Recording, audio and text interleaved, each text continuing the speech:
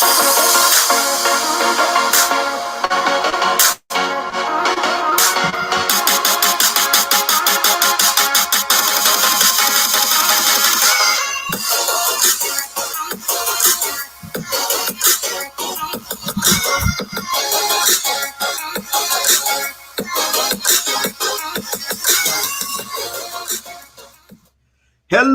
and welcome to Talk It Out, where we talk it out. Welcome to the show, everyone. It is Thursday again, and it's time to have some fun. I'm excited. Okay, so if you haven't been to Talk It Out before, Talk It Out is a space where people of opposing viewpoints can get together and have a healthy and productive dialogue in a respectful way, keeping in mind that it's not always about proving who's right and who's wrong. Sometimes it's simply about listening and being heard. Now, if you haven't done so already, please make sure you hop on over to YouTube, search Woe Nelly Media, and you can find Talk It Out there. You can also find our audio versions on Apple Podcasts, Google Podcasts, Spotify, everywhere. If you want to know about us, go to woenellymedia.com. Check us out, okay? Now, without further ado, I would like to give a warm welcome to my illustrious panel. First, we have Justin Draper. Justin is a multidisciplinary performing arts director joining us from Dallas, Texas. Woot woot. Next, we have Miss Caroline Thrasher.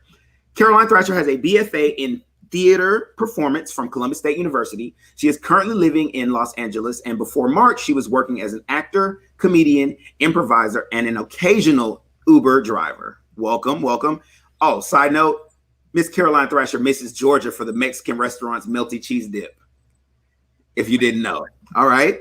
Next, we have Mr. Danny Oliver. Danny is the developer for Shadowrun Missions, a storyline for the Shadowrun RPG, which is a role-playing game for all the non-nerds out there, and content manager for Rim Alternus. He's also a writer, a musician, and a gamer. Next, we have Miss Mo Smith.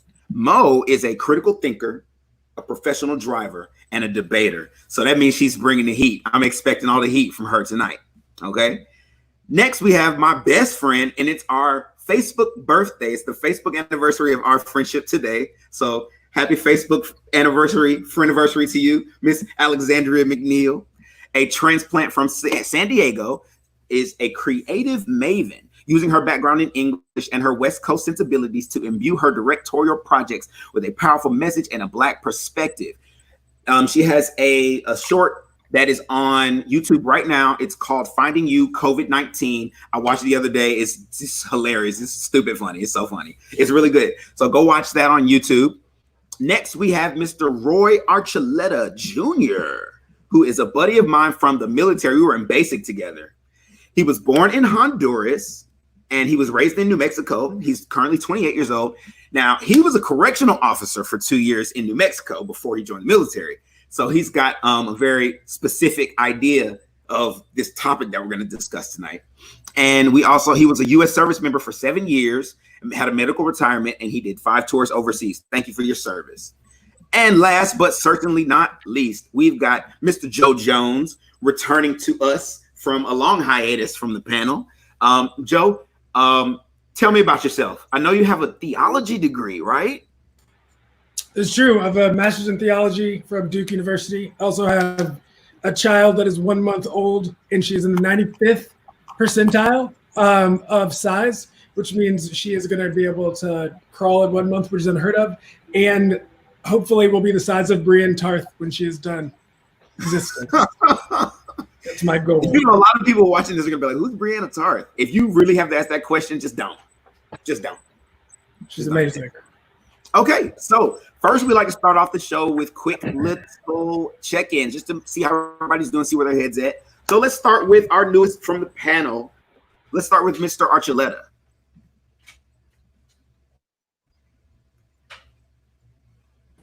All right, what do I do in this section? All you do is just check in, how you doing, what's on your mind, something cool that happened, something strange, whatever. So I guess the only thing I can really talk about is after medical retirement, I did the salary gig, I did the hourly gig after the military, and found out none of those are what I like to do. It's honestly commission right now. My client right now is AT&T, And honestly, making $2,000 a week, helping people out, is probably one of the greatest feelings. The money, I'm never going to be in debt with money, but helping people, like reducing their bills, because honestly, like people pay way too much for cable and internet. It's just ridiculous. And the fact that I can do, give them a service and provide them a way of saving money, because during this pandemic, people want to save money. It's just one of the things I like to do. At the end of the day, I'm always going to be helping people out. I always love helping people, and that's something that I like to do during my daily stuff. And that's the only thing I can really, I guess, talk about in the moment. Okay. Side note: did y'all see how he slid that plug in there? Did you see how he finessed it in there? Right, Pat? Like if you weren't watching, you didn't see it. Okay. All right. Our second newest panelist, Mo. How you doing? I can't complain. Praise the Lord, saints. Praise the Lord. Right now. Don't get me started. No, it's been a blessing during this pandemic. I'm a professional driver, so I'm on those highways and byways, making sure everybody has their essential items, toilet paper, Gatorade, all the good stuff. So it's just thankful to be on this panel. Also, shout out to my mom. Tomorrow is her birthday. That's why I'm in town early. And as well as Hey, mama. yeah, and as well as shout out to my fraternity, Alpha Psi Kappa Fraternity Incorporated. All right. Side note, Mom, if you on here, give us a little comment. If you're watching us, comment from the comment sections. We really will respond to y'all. Anything y'all ask, if I think it's crazy, I'm gonna say something about it. All right. Justin, how are you doing? Just had a move. Yes. I am a fresh transplant from Atlanta, Georgia to Dallas, Texas. So been here just a few weeks. Thank you. And it's been an interesting, transition halfway across the country, but I'm enjoying it. I'm getting settled, putting some roots down. I'm missing my little puppy. I'm going to get her this weekend. Actually, I've been without her for about 2 weeks now, and I want to make sure that I was good, I was straight, I was settled before I got her out here. So yeah, looking forward to that this weekend, and just taking it one day at a time. Yeah. CT, talk to me. Am I CT? Yes. Okay. Look, we're just flowing with it. So, okay, I love it. CT. I've got a new nickname. I'm doing good. I'm in LA. So we have the highest case of coronavirus in the nation right now. So we're number one. So I'm sheltering in place, hiding behind a locked door. And what's new for me? I'm doing HelloFresh. So that's the most exciting thing going on in my life. I get 3 meals a week for HelloFresh, and I talked to the delivery driver for like 10 minutes just to have somebody to speak to. So it's nice to see all of you and have someone to talk to. Some human interaction. Yes, please. Joe, how are you doing? I told you I have a new baby, so I'm sleepy.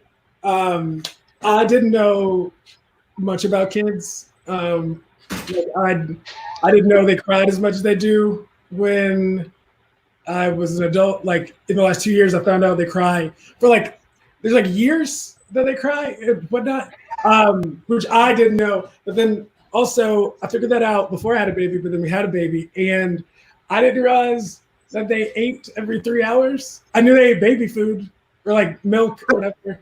But you didn't read no books, Joe?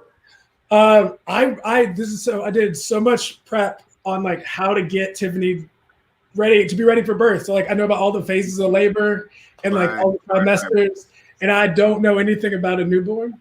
And I have a newborn, and they eat all the time. That's why people are tired. I thought people were just oh, this baby's hard to take care of.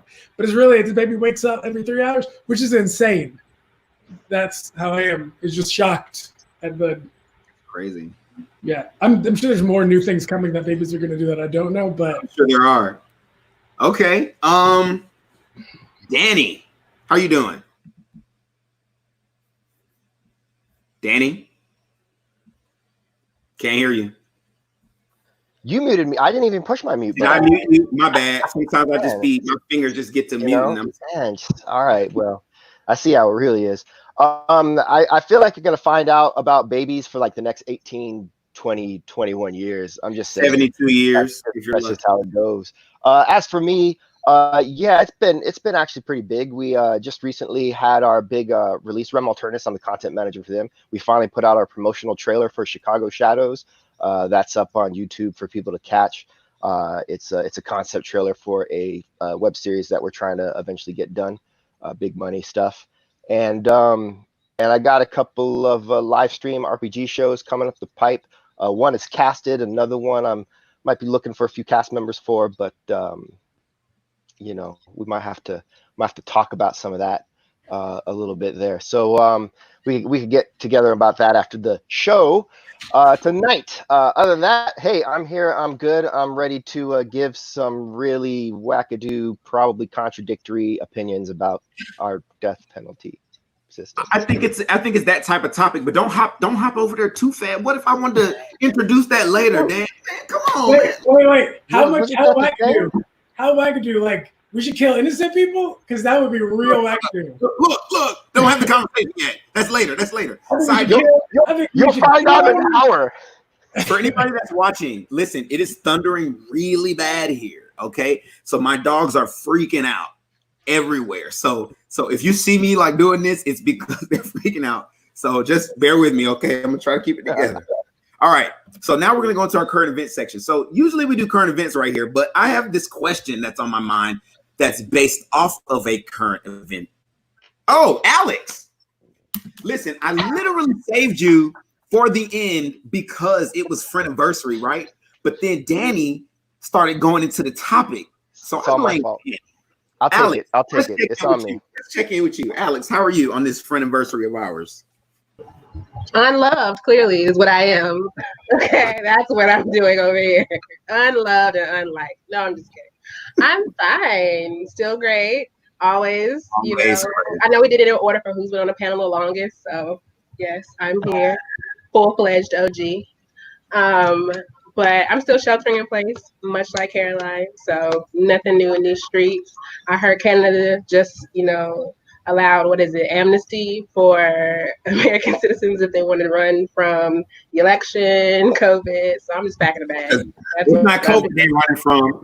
You know that, right? It all. Okay. It ain't running from COVID. They running for the Civil War about to be ready. Whatever's gonna get me across the border. Okay, cool. Thank you. Well, be careful up there, Alex. They got rebel flags up there too. Oh, really? They made them that far up north? Listen, so let's talk. Let's do current events. All right. Speaking of which, I want to go straight into this, actually. I wasn't going to go here first. So I forget. I think she was I don't know what the prime minister of Barbados. What is that position? The president, prime minister, the queen. I'm not sure. But she was in that position of Barbados. And she basically said, oh, black people, if y'all are having a rough time in America, please come here for amnesty, unless you're LGBTQ. That was her statement. So I feel so many types of ways about that. Like, I feel personally that we as a community, meaning the black community, we need to really stop pushing hate of our own people, period. Like, why are we doing that anymore? Like, because it just becomes this horribly negative thing, especially when you have young children who are black and identify that way and don't know what to do with that. Then they start to hate themselves. That's what it turns into. Everybody out there who has a kid that they think is going to be gay, you probably already know, and you're making them feel bad about it. You're teaching that kid to hate himself. I know that's not what you want. You want them to be like you want them to be, but you're really just teaching them that they're wrong for feeling things that they can't help. Mo, you want to say something? Yeah, absolutely. I mean, I definitely agree with what you're saying. However, Afro-Caribbean culture is a little different. They're raised that homosexuality is synonymous with pedophilia. Really? Mm-hmm. That's why they're so aggressive when it comes to LGBT issues, because and also some parts of Africa. Unfortunately, it's just effects of what's it called? I'm having lots of words, which is rare for me.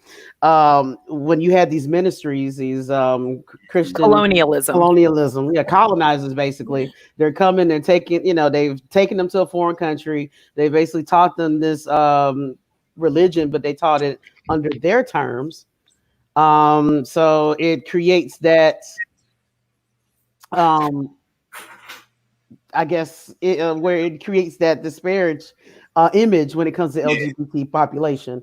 Plus, when you add on top of the fact that African Americans, Afro Caribbean, all around the world, basically already oppressed people. Once you're an oppressed people, it's very easy to oppress others. Whew. Take that. It is what it is, and it's hard for me because I'm African American. I'm lesbian. I'm also consider myself transmasculine / gender nonconforming. So I have all these things going on where, as a Black person, I hear Black people stating, "Oh, well, I'm just going to go to Africa. I'm just going to go to Caribbean, where I'm going to be safe." And I'm like, well, that's all fun and games, but if I go over there, they're going to kill me just like if I'm over here, they can just as easily kill me. So I'm going to stand here and fight and for whatever I feel that is right.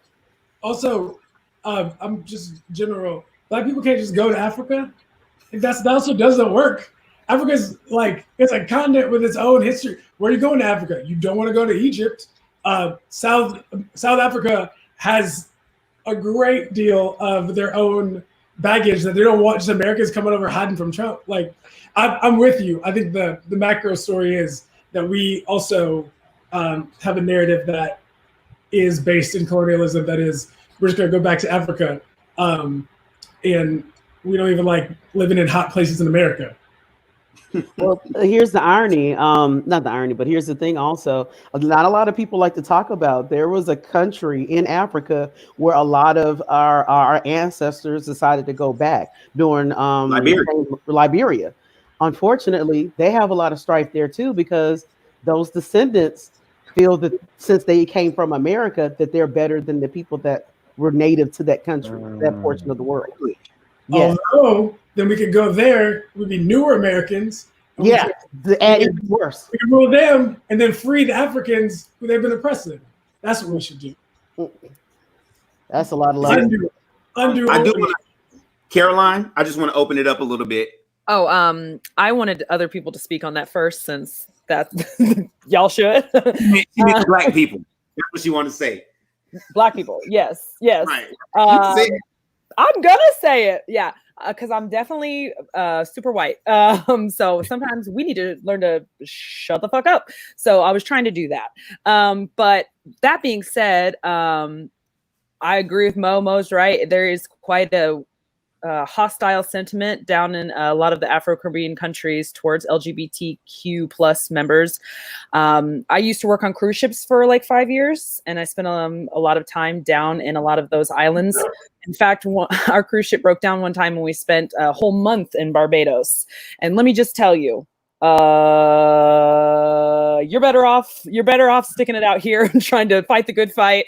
I wouldn't want to live in Barbados. It's beautiful, but I mean, they've got a whole host of their own problems. It felt very rigid and like you were saying, hurt people. And so there's a lot of people who are hurting down there. They're poverty stricken. They're from, they're oppressed. They're living in difficult circumstances. So yeah, they're not worried about you being able to express yourself. Like they're like just trying to get by.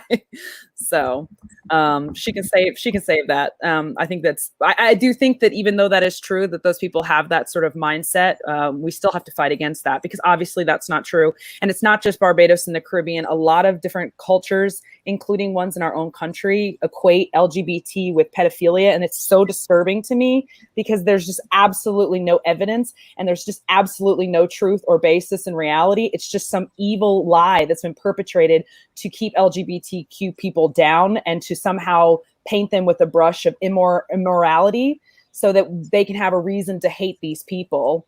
And we got to speak out. So that's all I was trying to say. Yeah. And I'll just piggyback off of that to say that, for me,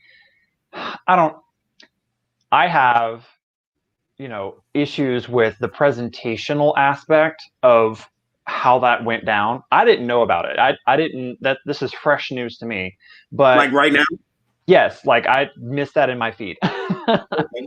So my thing is that when I hear about something like that, as a person who's like looking at it from like a marketing and PR perspective, I'm thinking of, okay, sure, let's just broadcast the fact that we are anti-LGBTQIA during a time of hyper awareness on things like, the political environment in the US and what that means, and like tagging herself into that conversation with this type of approach is probably the most tone deaf approach that she could have taken.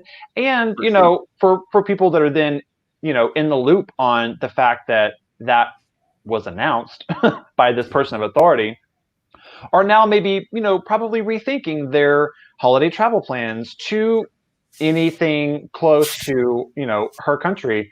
And so it's like, maybe I don't want to spend, and support this country in that administration and go to the, maybe I will, go to another place that I feel more comfortable in, I feel more accepted in. And, I'm going to speak with my dollar in that moment. It's very that participatory democracy mindset approach in that way. So I'm just thinking of it, other countries that maybe do have some of those leanings, maybe not outright, but just very deep rooted culturally.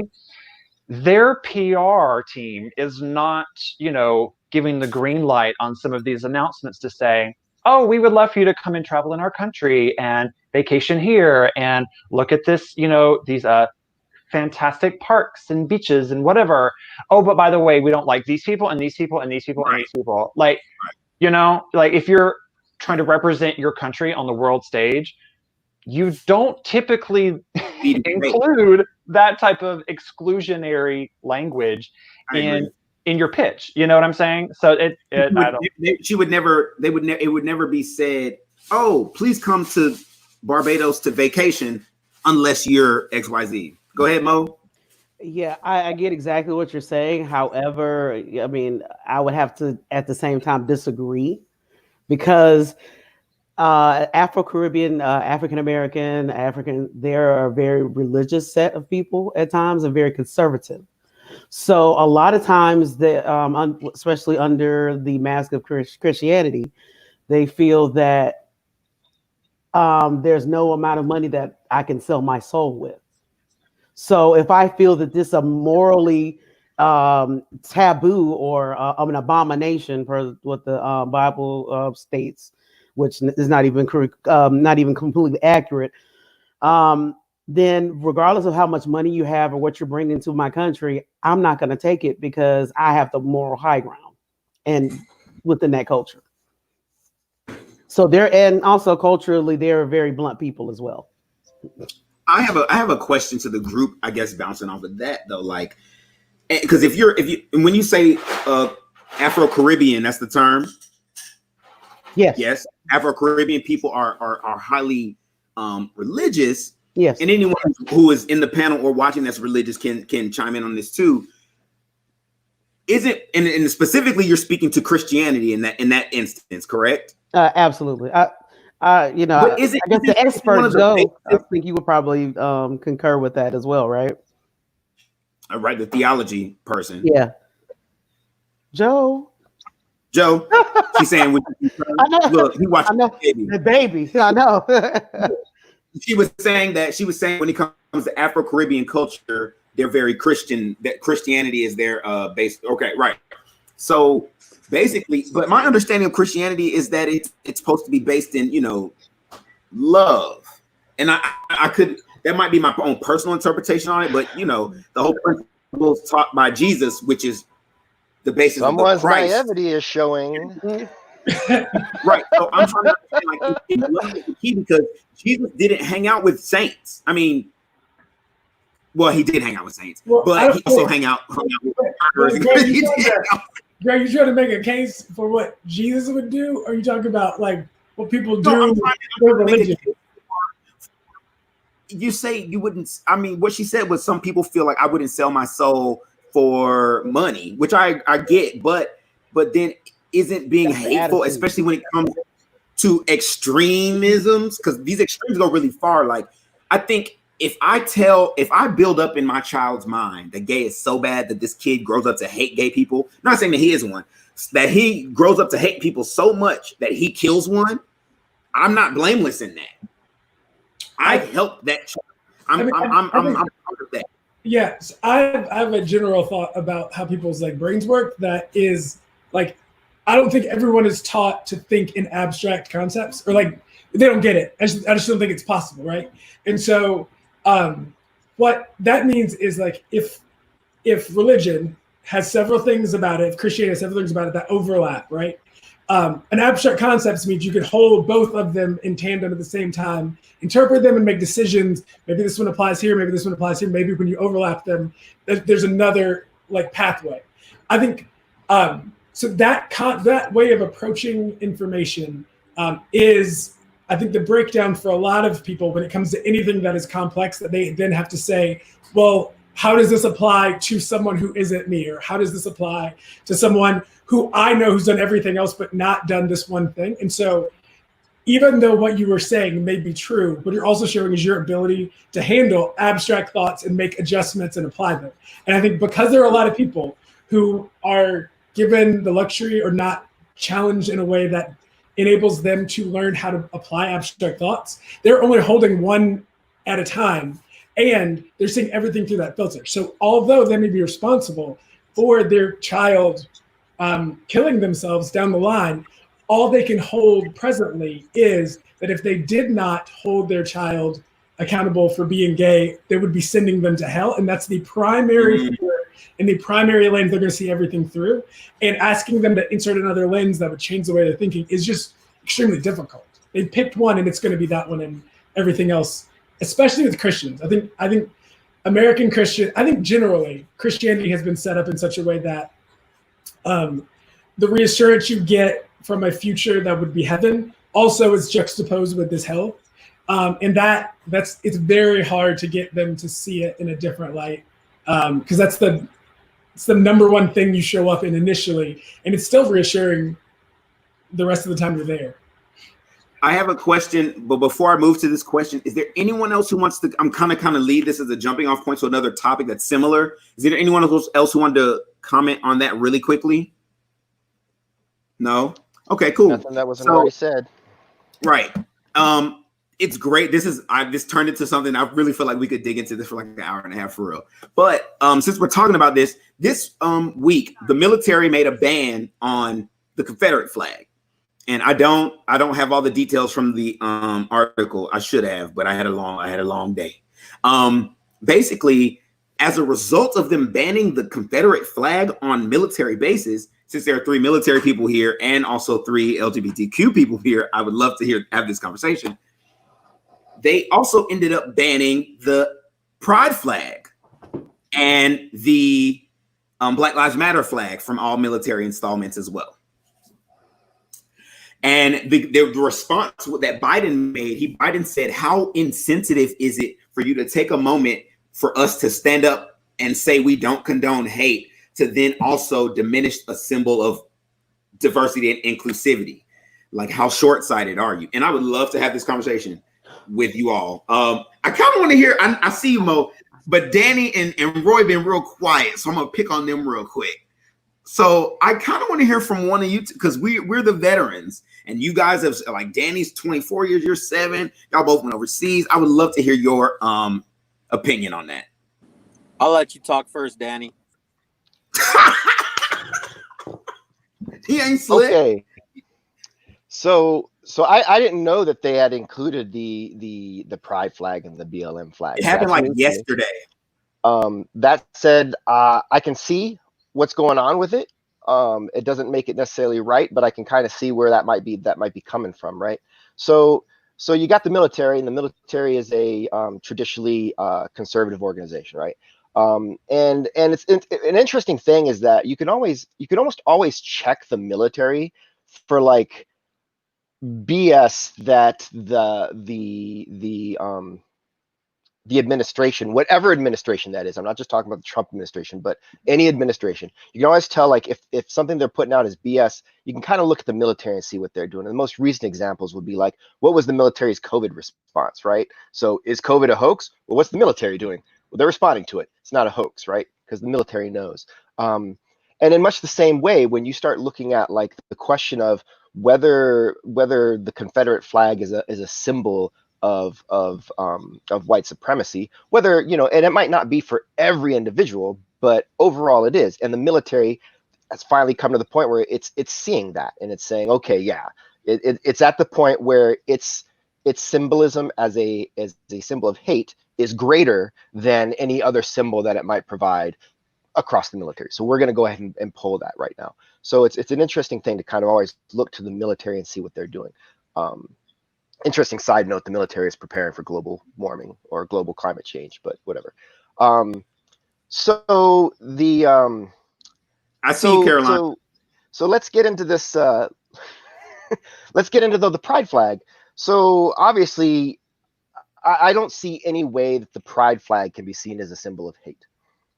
But what I can see is that in an organization that is very historically conservative, and that is probably going to be suffering a lot of backlash from the removal of the Confederate flag as a symbol that's allowed. I could see it being this is probably not actually how it's going to be presented at the high schools, but I could see them kind of like saying, well, just to kind of keep stuff from blowing over in our barracks. It was appeasement. Yeah, I think it's like an appeasement where it's just not, and not necessarily just an appeasement, but a way to like keep that conversation out of the barracks. So like they can't say, you know, someone said, oh, my flag got taken down, but his flag is still up. Like that argument's completely gone. And I'm not saying that's right. I'm saying it's kind of what they're doing. And I can see, could see that also being reversed in time, right? Like so later on down the line, especially if the administration flips, I could see that being changed. I could see that being like it's a stopgap right now. I'd like to think the best of the you know, the organization. They make mistakes, but yeah, it's one of them things where it's, yeah, I could see them kind of doing that just to keep the conversations in the barracks out. And just doing a blanket. We're just pulling everything down, so you don't have to be mad. You know, don't go beating anybody up, murdering more people in Fort Hood.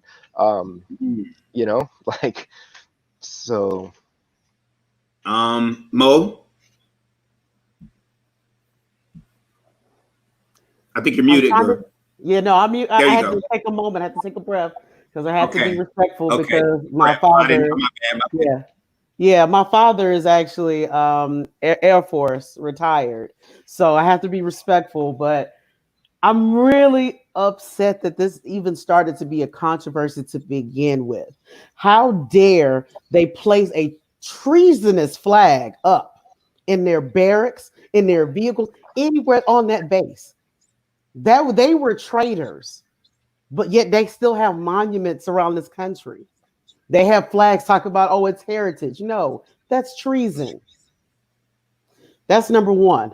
Number two, I think going back to what Danny was saying, yes, it was just some level of appeasement, because I can easily see those other officers saying, well, the blacks were able to have all Black Lives Matter banners, and the gays are able to do pride flags. Why can't we have something that represents our heritage? And just for them to be like, okay, so to keep down confusion, nobody can have a flag. It's not appeasement. I mean, it's dumb, because with pride, it was never something that was treasonous. With Black Lives Matter, it's not anything treasonous. If anything, it's patriotic. I just have a quick comment on it, but Roy, did you want to say something?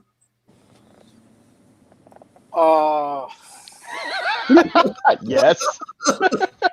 You know you got something to say. So my father is a Vietnam vet. He passed away on Father's Day in 2017. The only reason I tell you that is I'm very, very, very patriotic. Even though I was born in a different country, I was a naturalized citizen by the 5th grade. I was told I couldn't join the military, but I was stubborn and ended up joining the Army, even though Marines technically didn't want me. The reason why I tell you this is because I so heartedly commit to the United States of America flag. And that's one flag. All right. That's the one flag. Now, I understand everyone's debate about other flags and they can fly it, and that's fine. Freedom of speech, that's great. But what the Army's doing is what Danny mentioned in the barracks. It's the barracks fighting. It's not getting the argument in. And I understand, like, well, that's against freedom of speech. I can't fly my flag, X, Y, and Z. You're taking away my speech. Well, honestly, when you join the Marines, when you join the Army, when you join the Air Force, when you join all these services, it's to fight for the country, not for your flag. It's to fight for the United States of America and to protect the citizens. Okay? That's one flag. So I'm sorry if I hurt anyone's feelings, but it's just one flag. The South lost. I get that. The Union won. I get that. But it's one symbol. The Army is taking the lead, and the Army, whether it's right or wrong, will have to come to find out if it's going to work or not, because the Army's stubborn. All right. The Army will make you do stuff and do it every day, and it doesn't make sense. But guess what? That's the Army, and we keep on moving. All right. So I'm sorry. I definitely understand why they're doing it. Definitely understand the reasoning. But when it comes to me and when it comes to what I believe in, it's just one flag. Everything else is great, by all means. If you're in your house, you have the ability. You're a citizen. You can do whatever you want in your house. But when it comes to a public service, as being a soldier, a service member, when you wear that uniform, you wear that uniform of the people who have fallen, the people who have taken their lives, the people who have fought in battle, whether in all the way from the Civil War to all the way down to the current war, the conflict that we're having. All right. So when it comes to the flag, that's just my opinion. I'm sorry if I raised my voice. I get it kind of animated. You got real passionate. I know. Yeah. Look, I was about to say you need to have Roy on the show more. Like, but like when it comes to something that I can believe in, what I strong-heartedly want, that's just coming from a person who is naturalized, a person who was adopted, a person who was even born in this country. But I'll be damned if someone to the left and right of me tells me what I can do in my own house. That's another thing. But when I was a service member, I knew what I did. What I did overseas, I did for the country. I did for my family and friends. For whatever they want to do, they can do. Now, when people, like what I said, the Army, I'll end it with this. The Army, what they're doing is a massive blanket to cover their own butts. All right. It's to cover their own asses. That's all what it is, because they don't want to disrespect nobody. They don't want to get anyone mad. But in the same regard, it's a double-edged sword. Like what Danny was saying, what the previous person was saying, like you're taking away something that I already had. And you're like, don't get me wrong, the Confederate flag, the one that the real Confederate flag, the real one, not the Robert E. Lee one, the real one, like definitely I understand the reasoning behind that. Like, and I just read the one article. that looks like I was reading. What was that? So side note, the one you're talking about, Georgians, that's what our state flag looks like now. If you go and look it up, the original Confederate flag is exactly like the Georgia state flag right now. Exactly. And that one's chilling, hidden in the corner. People not paying attention to that one because they worried about the big one. So just a side note real quick before I hop off. Donald Trump is actually threatening to veto it because of the amendments. I was just reading the article. That's why I was quiet. It's talking about not only changing the Confederate flag, marking and all that, but changing the military installations. There's a lot of added stuff to that memo. So it's a good little story, good little read. But like I said, that's my honest opinion. Y'all need to go look that up. It happened just yesterday. We got like 5 minutes. So that question I wanted to ask y'all, we're not going to get to ask. But I want to say something really quick just because I'm on both sides of this argument because, I'm LGBTQ, but I'm also a veteran. And I also consider myself very patriotic. my brother, my mother, my dad, my mom, my stepdad, my uncle. We've had a lot of people serve in the military. So to me, it's this thing of, I get what they're saying too. It probably was just a look. In the military, whenever I have a friend who someone's like, oh, you have a friend who used to be a CEO? I was like, oh, I met him in the military. You got a friend who's kind of racist? Oh, I met him in the military. It's like, not a negative or bad thing. It's just like when you're in the military, it's everybody. It's literally everybody. And that stuff kind of, especially during basic training, that stuff kind of goes out of the window because you're worried about the likelihood of the situations you could be in. And then, like Roy said, when you get into the barracks and you have to live with people, y'all are going to shit talk, y'all are going to drink, you're going to have these conversations. And I'm pretty sure for the soldiers, it's probably contentious too, because you probably have people who used to look at as your brother who is now saying something to you, and you're like, I never knew you thought this way. And that probably has a lot of hurt in it too. So the military probably just said, look, no flags except for the flag. They basically said the only flags that can fly right now are government associated. So the American flag, states flags, which some of them are Confederate flags, but we'll talk about that later. And there was another category of flag. My point being, sorry, I was gonna give you the list. Okay, go ahead, give me the list. Okay, so it's the United States flag, obviously. It's also the United States flags and the U.S. territory flags. And then it's also military branch flags.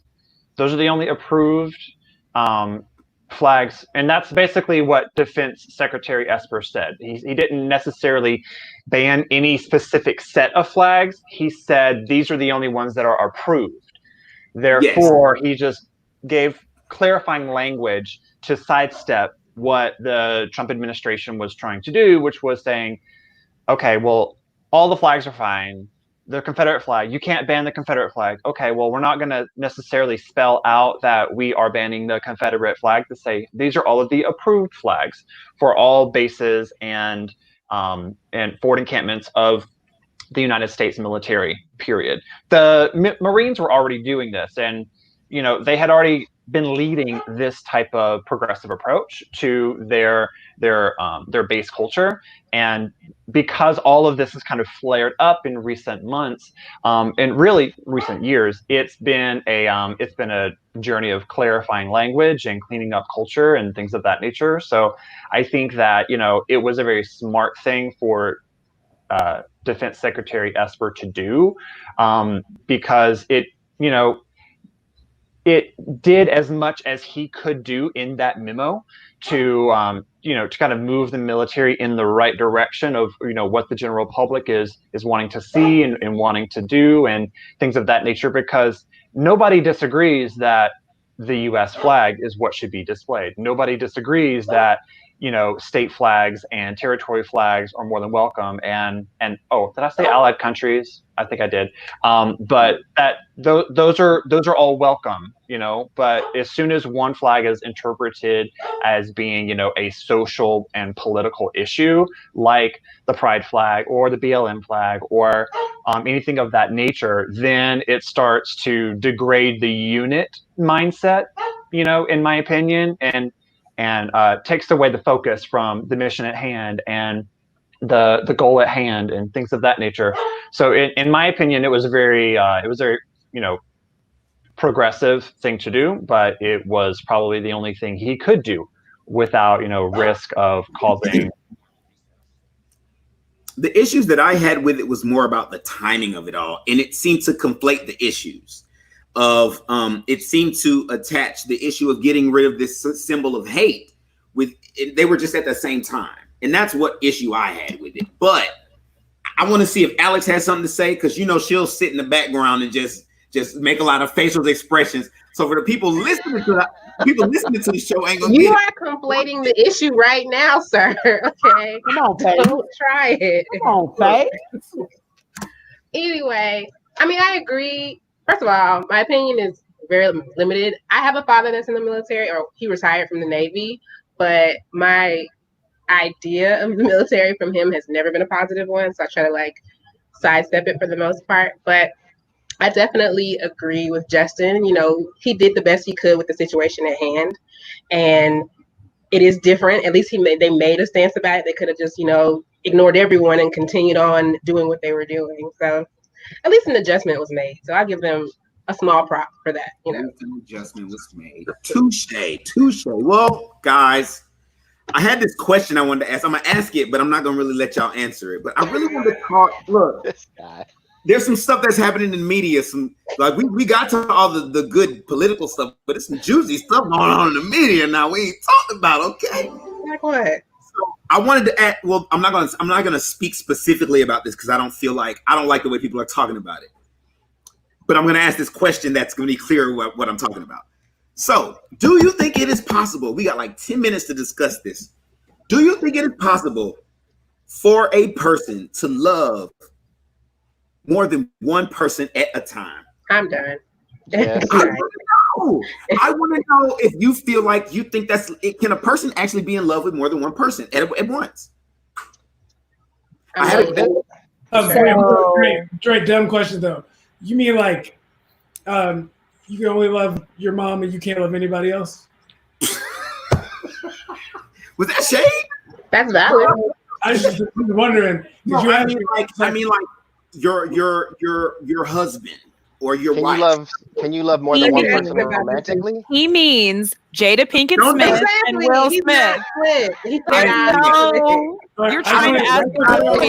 He's talking entanglement. One more question. One more. Because Roy brought up he was adopted.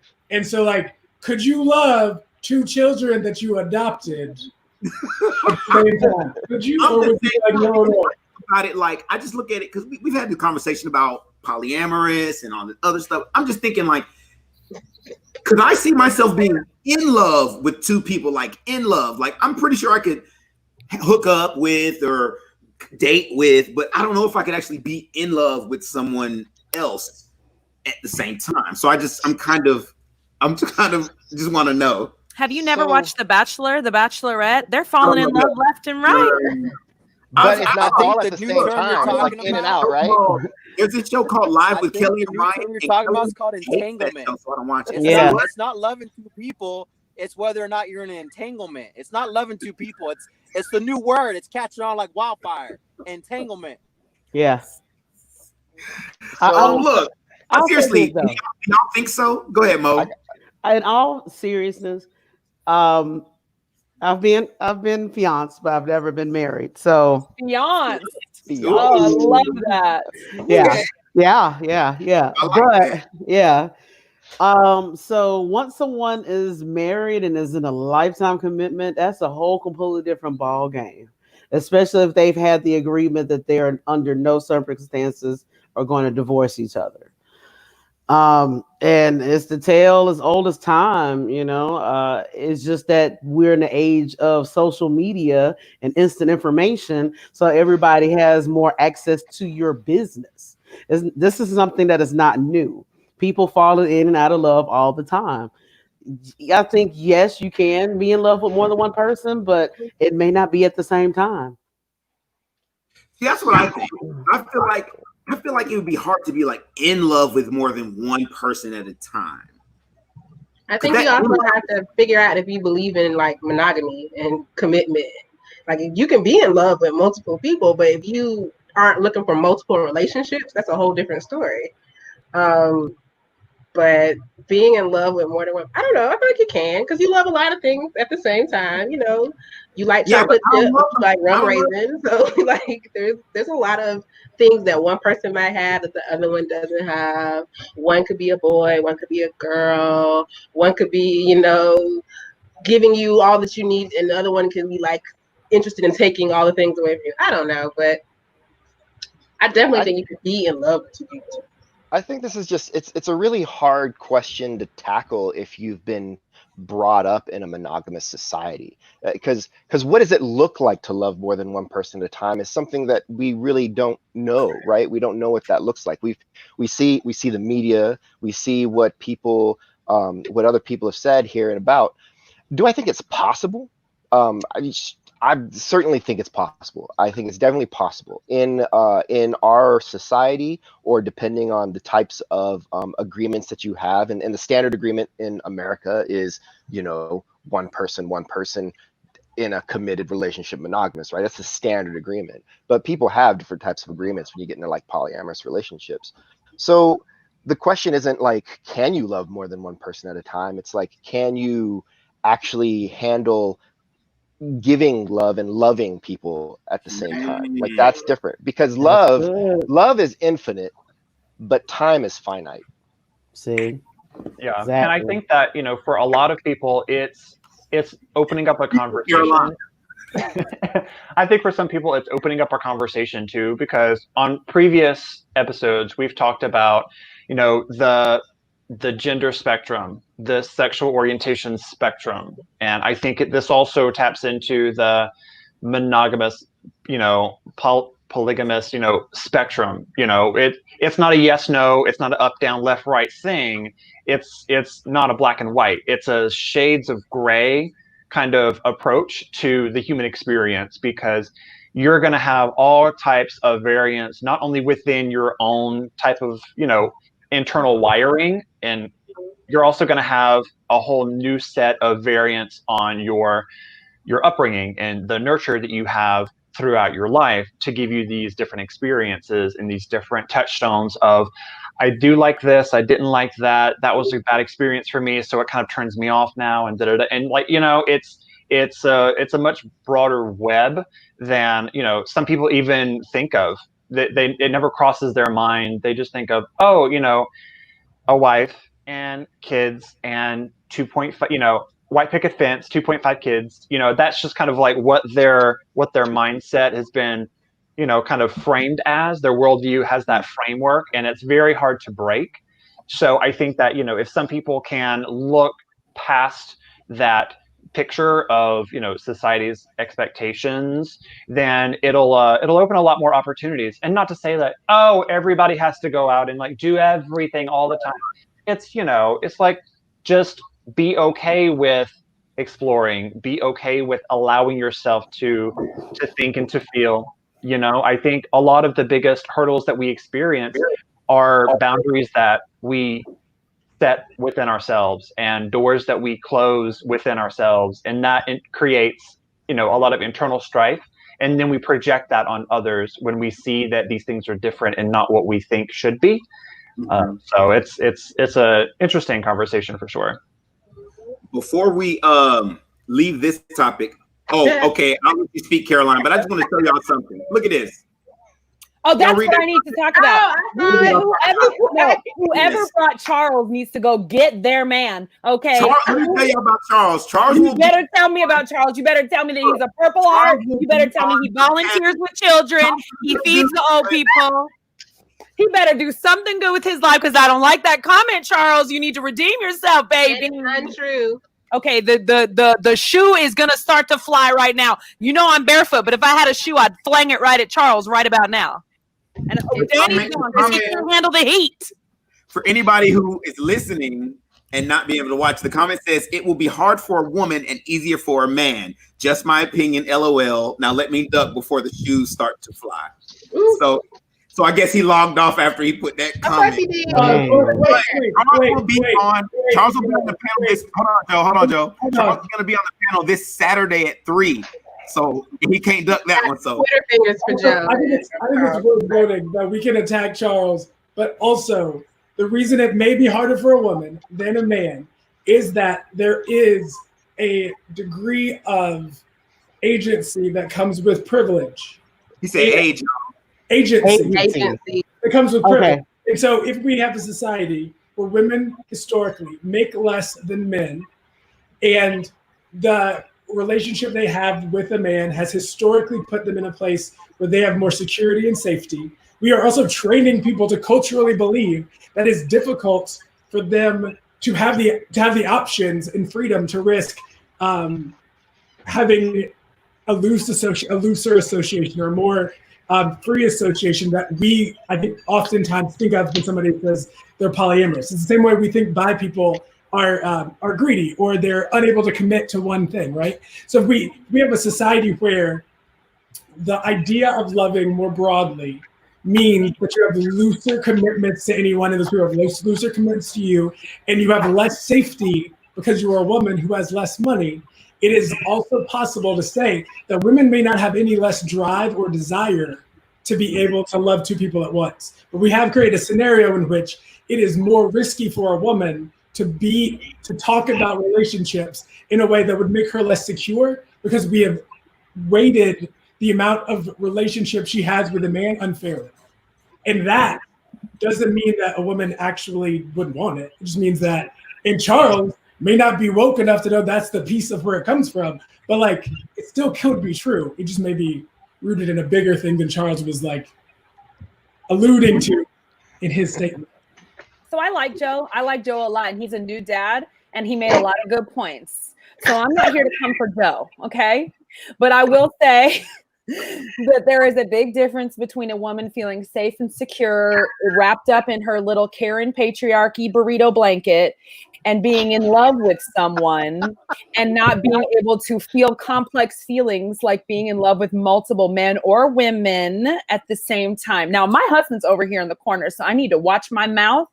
But I think that, I mean, love is love is love is love is love, baby. Wow. And I mean, there's that quote that's like, you know, don't let your husband stop you from finding the love of your life or your soulmate. Wow. And you know, if you can to your credit, you might be right. I think that the statement might be that just like he thinks that he couldn't tell a woman that he would be in love with two people, a woman in that same situation could very well find love someplace else, but not be comfortable telling men who are used to that. And I agree with you that I think it would be harder for a woman to be in a committed relationship and feel like she met somebody else that she was in love with and feel like she could escape that situation. Men are sort of like, you're right, devil may care when it comes to privilege. They're like, I'm top dog. I love this other woman. I'm out, you know, I'll land on my feet. We're fine. So I can agree with you there. But I think that if we're talking about emotions and, you know, soulmates and spirituality and all that, I mean, women are equal to men in all of those ways. And women are equal to men in their ability to be home wrecking heifers, just like men. I mean, we are. We're often better at it. Anything, women can do it better. Right. We're better at it. I'm so because we get found out less. So super less. Yeah. I'm enjoying. No, Alex, y'all need to speak on that. Real quick. So today I was talking to my barber, and the dude, we had this conversation about women. And I said, he's like, women can't cheat unless it's emotionally. And I said, no, that's just what we're taught. That's a lie. No, he didn't say can't. Let me rephrase. He didn't say can't. He said generally when they do, it's because of emotional reasons. And honestly, I think I used to think that too. I think the reason I'm starting not to think that is because I'm starting to view human beings on a like just a human level first, you know? So to me, when he said that, I was trying to explain to him, I was like, no, that's learned behavior. That's not necessarily nature. There's a difference between like natural things and learned things, right? So I think women are just more like, they learn to be more secretive earlier. Like, you know, as a woman that you're going to get away with more things if you keep it to yourself versus telling everybody else about it. So boys are dumb. Everybody else is dumb. They will brag. Boys are dumb. They will brag about it to their friends, and then they will get caught. And then it's like, or and you know, and women, if they want to tell on themselves, they can get a red table, round table going. They can bring their husband on, and they can tell the whole damn world. Wow. You know what? Y'all didn't catch me. I'm gonna catch myself. Here's I'm curious though, because I've wrestled with this too. So I think there is also a part of this that. So I'm super liberal. So I'm like, people can do whatever they want. I don't care. But I think so. Like a lot of books speak to the idea that like we are in a spectrum, but we are both trained by experience, and we also have a certain degree like nurture, and we have a certain degree of nature, right? And so I think there is some room to say that, and I don't know that I don't have the math of it, but I think if the preponderance of certain hormones incline women to be more prone to like different brakes and different gas pedals, and the preponderance of more testosterone impacts people in some way. I think there's still like there is nature, there's nurture, and there's more in the middle than there is necessarily like on the extremes. But I think I don't know. I think I want to accept a reality that says there's some mix of this that I think is in play, that when people go through hormone therapy, they do either they could have learned it as a reflection of nurture. They're like, I got to act this way because that's what it means for me. But it also, I see you, Mo. I see you. Bubbling. So I'm curious. I'm opening it up as a curiosity. Mo raised her hand first. I like how this turned into 5th grade poli sci. Yeah, pretty much. You know, fifth. Go ahead, Mo. Just being respectful. Okay. She's just being respectful. Trying to, just trying to. Here's the thing with that, because I see where you're going with this, and I don't think no one is gonna like what I'm about to say. I like it already. Yeah. Okay, what you're talking about is oxytocin, and that's something that's released during sex. The hormone that brings women closer to whoever they're near. Pleasure. Yeah. So, in essence, if a guy, only women? Mainly women. It's mainly women because it's kind of a child, because it's also released during childbirth. Oh, oxytocin? Yeah. Oxytocin, yes. Because it's a natural need to whatever's closest to you that you're going to imprint on and love on. So that's why you have a lot of F-boys that really good in the bed, and they get with these women, and these women are basically like, look, you can take my car to work. And drop me off at work, and I don't care if you don't have a job, and I don't care if you don't have a license. You know, I just love you anyway. That's because they're basically knocking the ball out of the ballpark in the bedroom. I thought you said it breaks off.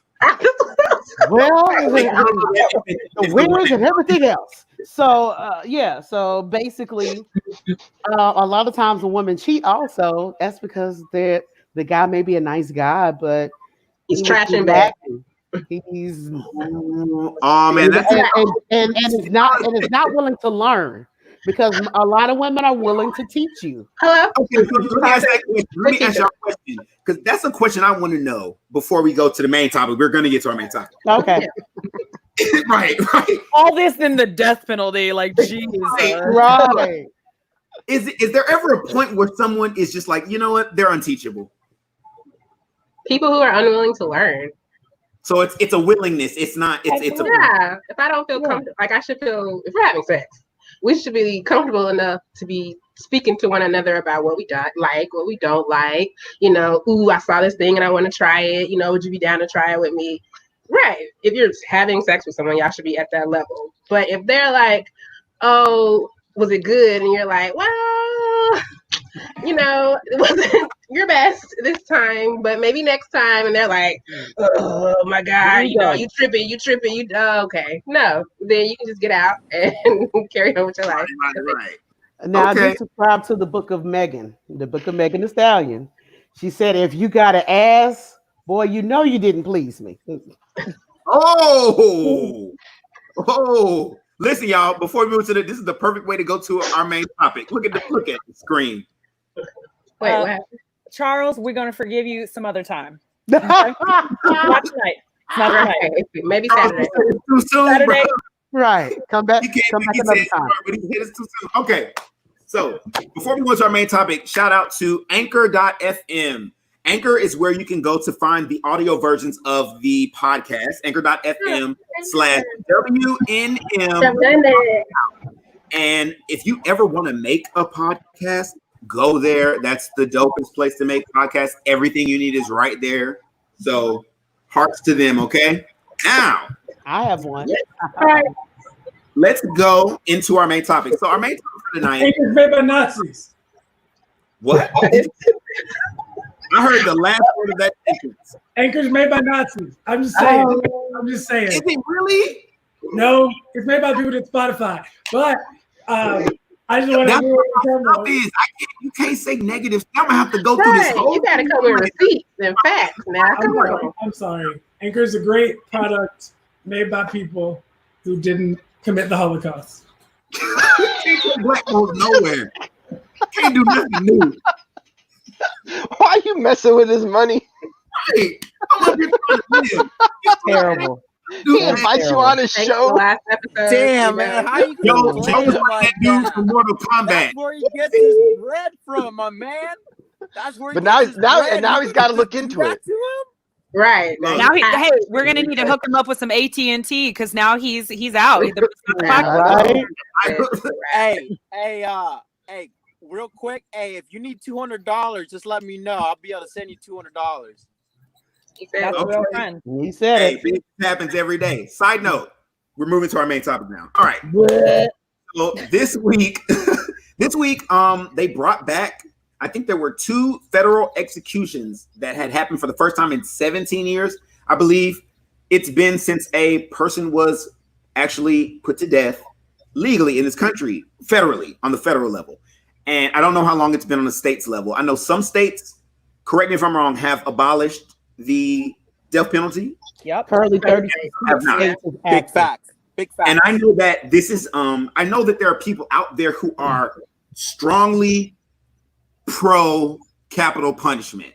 Anyone who does not know, capital punishment is the death penalty.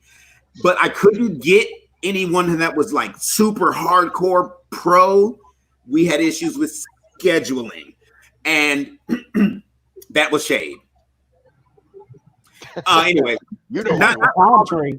just to those ones who ain't here, who know they supposed to be here. Anyway, so I think I want to have this conversation because I think there's so many moral implications, societal implications, societal burdens and unburdenings and all that stuff. And so I just want to pack through it. Does anyone have a pressing need to go first in the conversation? You know, I always do. Mo, let's do it. All right. When it comes to the death penalty, I'm a pragmatist. On one end, I feel like it's to a certain extent I'm pro. Due to the fact that certain crimes they need to be put to death. If it's a certain level of heinousness, if it's a certain level of multiple murders, if you're a serial killer, there's not any real redemption out of that. However, with the death penalty, it's more expensive. It costs on average, this is about 10, 15 years ago numbers. It costs about an average of between 1.8 to $5.1 million per capital punishment case because they have to go through all the level of appeals. However, it only costs about $500,000 to allow them to live out their lives of average 30 years. There are people that are literally have died before the death penalty was able to be administered. So I feel that if we're going to keep it, we should at least do it right, and find a way to do it humanely. We typically, most of states as of now are using lethal injection. Yes. However, there was a European company that was given the supplies for the lethal injection, and a few years ago they stated that we're not going to supply you to do legal death anymore because we're just about the only country that's in the developed world that's left that still allows capital punishment. Really? I did not know. Yes. Mo, We're one of the Mo, last. can I ask a question on just what you've already said? I'm curious. You said some people need, like, they do a thing and they need to be killed. I'm curious. That's just my opinion, but I'm still a pragmatist. I'm curious. What is the benefit, right? Like, if somebody is killing a bunch of people and we kill them, what is the need that's being met by killing them? Well, I mean, the family will probably feel better if they know that their family member died a cruel and heinous death. They're going to feel a little bit better knowing that that person is no longer living. That's just a fact. I'm sorry. Go ahead. No, I was just going to say that I'm not here to argue with you, or am I? Talk it out. Okay. Hey, I'm ready, CT. I'm ready. Here I go. Talk it out. I was just going to say that, just to speak on your point about victims' families, that there was actually a study done by the Michigan Law Center and a couple of other groups that did years worth of study, interviewing families of victims who were going through appeals processes, trying to prosecute the killers or, the perpetrator of whatever crime it was. And studies found that people who received life in prison without the possibility of parole rather than the death penalty gave the victims' families closure much more quickly. They knew that justice had been served, that they were going to spend the rest of their life in jail. Because the appeals process takes decades in the case of the death penalty, sometimes these people are left with these open wounds for 20 years, 30 years.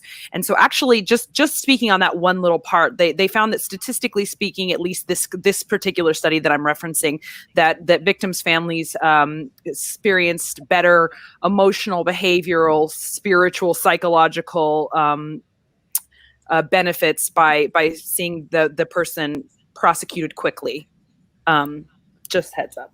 Right. So I think there's just three things really that I can think of. Like I'm like racking my brain for what are the possible gains, as Joe asked, for putting someone to death as opposed to holding them. And I can think of three possible gains, and whether these are actually gains, you'd have to look into them.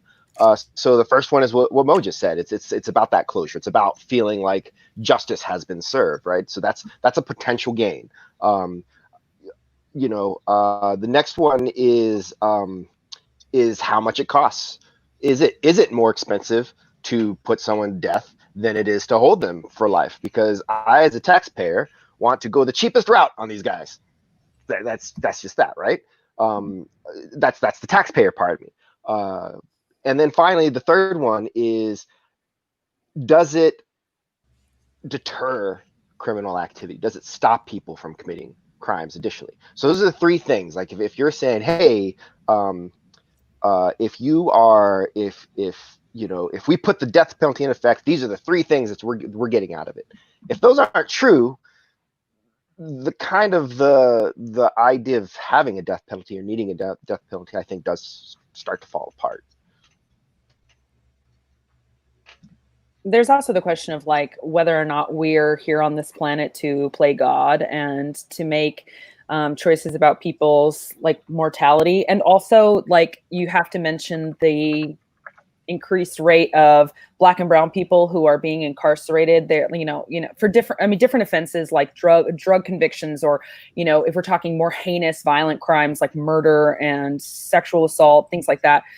Black and brown people are far more likely to be wrongfully convicted for those crimes than white people, or, innocent white people specifically. So it's also the question of whether or not we feel comfortable knowing that putting people to death means also, in some cases, putting innocent people to death. Yes, the appeals process is a long, drawn-out one, but there are maximum sentences. There's junk science. There's ways that these prosecutors go after these people. There's, circumstantial evidence. There's, even like, oh, his cell phone pinged off a tower in Wilmington, North Carolina, so he must have done it because he was there. I mean, we're willing to put someone to death because Verizon Wireless, AT&T says that this person probably could have been there. So circumstantial evidence says it's possible that person could have committed murder. I'm just not willing to like take someone's life on a theory. Yeah. I have to say though. Go ahead, Mo. Yeah, I get what you're saying on that. However, there was that one case in Texas where it was a hate crime. The guys literally took this Black man, wrapped a rope around his neck, and attached it to a back of a truck and drove off with it, decapitated him. So yeah, and he served his sentence. He got the death penalty. In those type of cases, I feel like there's an exception to the rule. I feel like justice was definitely served in those cases, because to me, there's not any type of redemption from that type of hate. And those murderers were unrelenting to the end. But that's just my personal opinion on that. Going back to the other point, there are other extremes. There is a case that recently just happened in Alabama where a Black man was executed and he was innocent. It was an officer-involved crime. The cops ran in to arrest him for some type of petty warrant, but they were corrupt cops and they were planning on killing him. He was there with his friend. They were basically beating him to a pulp. His friend shot every single cop to save his friend's life. The friend went to prison. He did not get the death penalty, even though he's the one that shot the cops. The cops that were in the hospital stated that this guy had nothing to do with it on their deathbeds. Governor Kay Ivey, who's the current governor of Alabama, refused to sign an order of clemency. So he died, an innocent man, a black man. So my emotions are torn on it, and no system is perfect. But that's the reason why they have the appellate process, and hopefully that those cases don't continue to fall through the cracks. I know Justin wanted to say something, and then I think Roy was trying to get in. Yeah, so for me, it looks like topics like this are very much on the tip of the tongue when it comes to the greater discussion of the criminal justice system right now, and how bogged down it is with cases from overworked police departments. And I think that if we can stitch this into part of that conversation as well, then we can start to talk about real reconciliation. We can start to think about real reform and less turnover of repeat offenders in and out of prison, to even get to that place of capital punishment. Because if I think about countries that have abolished capital punishment outright, they invest more than we do in social safety net programs, in community-led programs, in demilitarization of their police forces and things of that nature. Because if culturally you, as a community, a state, a country, you are more focused on sensible, researched, proven, soft approaches to community problems, to mental illness, to education, and things of that nature, then you don't have the kind of not even just like the same rate of violent crimes. You don't have the same types of hate crimes at the scale that you might see. Like, if somebody may be racially motivated or have animosity towards a certain group, they're in an environment to where they haven't been pushed to the edge of making such a serious offense. They would have expressed that in other ways, and they would have been trained. They would have received the help that they needed. They would have received the medications that they needed. They would have received, that kind of assistance that person needs to get that out of their system in a beneficial way for society. And I think that for as long as, the US has had capital punishment, and even countries that are older than ours that have now since gotten rid of it, in the European Union especially, and Canada and Mexico, I believe, also don't have capital punishment, or it's currently on hold. They're not currently exercising that. I think that between us, the US, and some North African, Middle Eastern, and Asian countries, the rest of what we need to be concerned with, in my opinion, is that kind of corrective prevention approach, rather than high crimes and treasonous and more like rehabilitation. Yes, yeah, like we need to have that kind of mindset when it comes to our justice system and our criminal processing, rather than punishment. So that's kind of where I am on that, and I think that it's very relative in the conversation that the country is having right now on criminal justice reform. And this is why I really want to give the mic to Roy real quick. I keep wanting to call you Archuleta, my bad. To give to Roy real quick, because I personally, since I've known him, I have a felony now. I'm a felon. I'm full on probation and everything. I'm doing community service, all that stuff. So he told me the other day, he's like, I was a CO for so and so years. And I'm like, wow, we definitely have two totally different experiences of the criminal justice system. And so my view on it is kind of what we've been hearing so far. I just think there's so many. I think growing up, knowing what I knew about it, I'm totally going to hand you the mic. I'm not trying, but growing up, knowing what I knew about going to jail and then going to jail, two totally different things. meeting people in jail. I thought, like, growing up, I was like, oh, if you go to jail, you're bad, period. Now I'm like, I meet people and I'm like, oh, you're in here for that? You're in here for that? You're in here for that? I mean, but there are people who I'll meet and they be like, I didn't do it. And I'm like, you're telling me this and you don't need to tell me. So I believe them. Could be wrong, whatever. But I just have a whole different view of the criminal justice system. And one innocent person dying for something they didn't do is one too many, in my opinion. But having said that, I kind of want to hear his opinion and his perspective because he comes from a totally different angle at it. So I'll work current, then I'll go back. So follow me here real quick, all right?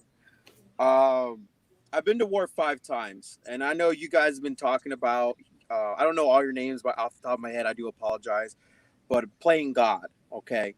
The reason why I bring this up is, real quick, is this recorded? Can you backlog this? It'll be live. Information? Once we end the broadcast, it'll be live after that, but then I will have I will. So you have the ability to record this, all right? Because that's only because of OPSEC. What I'm about to tell you guys. If you guys don't know what OPSEC is, Google it. It's just all that is. So I'll break it down in layman's terms. So playing God, what I did in the military is I flew an aircraft. It's called a drone, I guess in the civilian world. Wait. You asked me if it's recorded, but everything you're about to say will be on the internet. That's what I'm saying. Yeah. Okay. That's what I'm saying. So that's why I said OPSEC. Yeah, that's why I put the blurb OPSEC. So what I used to do in the military is I went out, I did a mission, I flew an aircraft, I had some armament type stuff on it, and I would watch people and I would get told by someone on the computer saying, hey, this person is a bad guy. And we would go through, a type of process in which, did they meet the criteria of a person we needed to prosecute? Now, the term what you guys are talking about, the criminal justice system, all that cool stuff. In my line of work, what I used to do, we escalated that process to, instead of a matter of years, we did it in a matter of minutes. So, what would happen is someone above me saying, hey, this guy is bad. B, someone that wasn't in that area would look at the image and say, hey, I agree.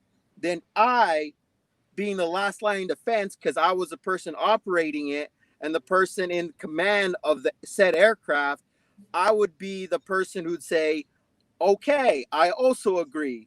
And 1 minute a person is there, the next minute that same person is not. Now, when it comes to stuff like that, the reason why I bring that up is because that's what I was currently. That's what I used to do. I can't get into specifics because of OPSEC, because I don't want to dwell on any of that. But the reason I bring that up is because you guys were asking about playing God. Well, at the time, the military builds you, they breaks you down and builds you up.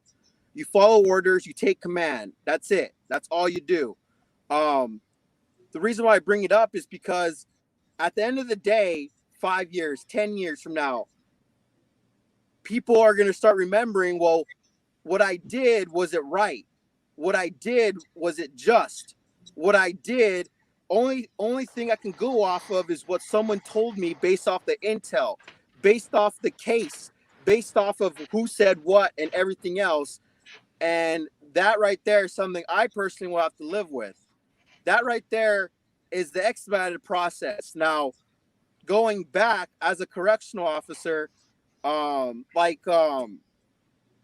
was previous stated, for me being a correctional officer, I see people, they always used to tell me, hey, I was innocent. Hey, I didn't do it. To me, I look at the charges because I book them. I booked them in. I saw what they did. Mass murder. One person killed a grandma.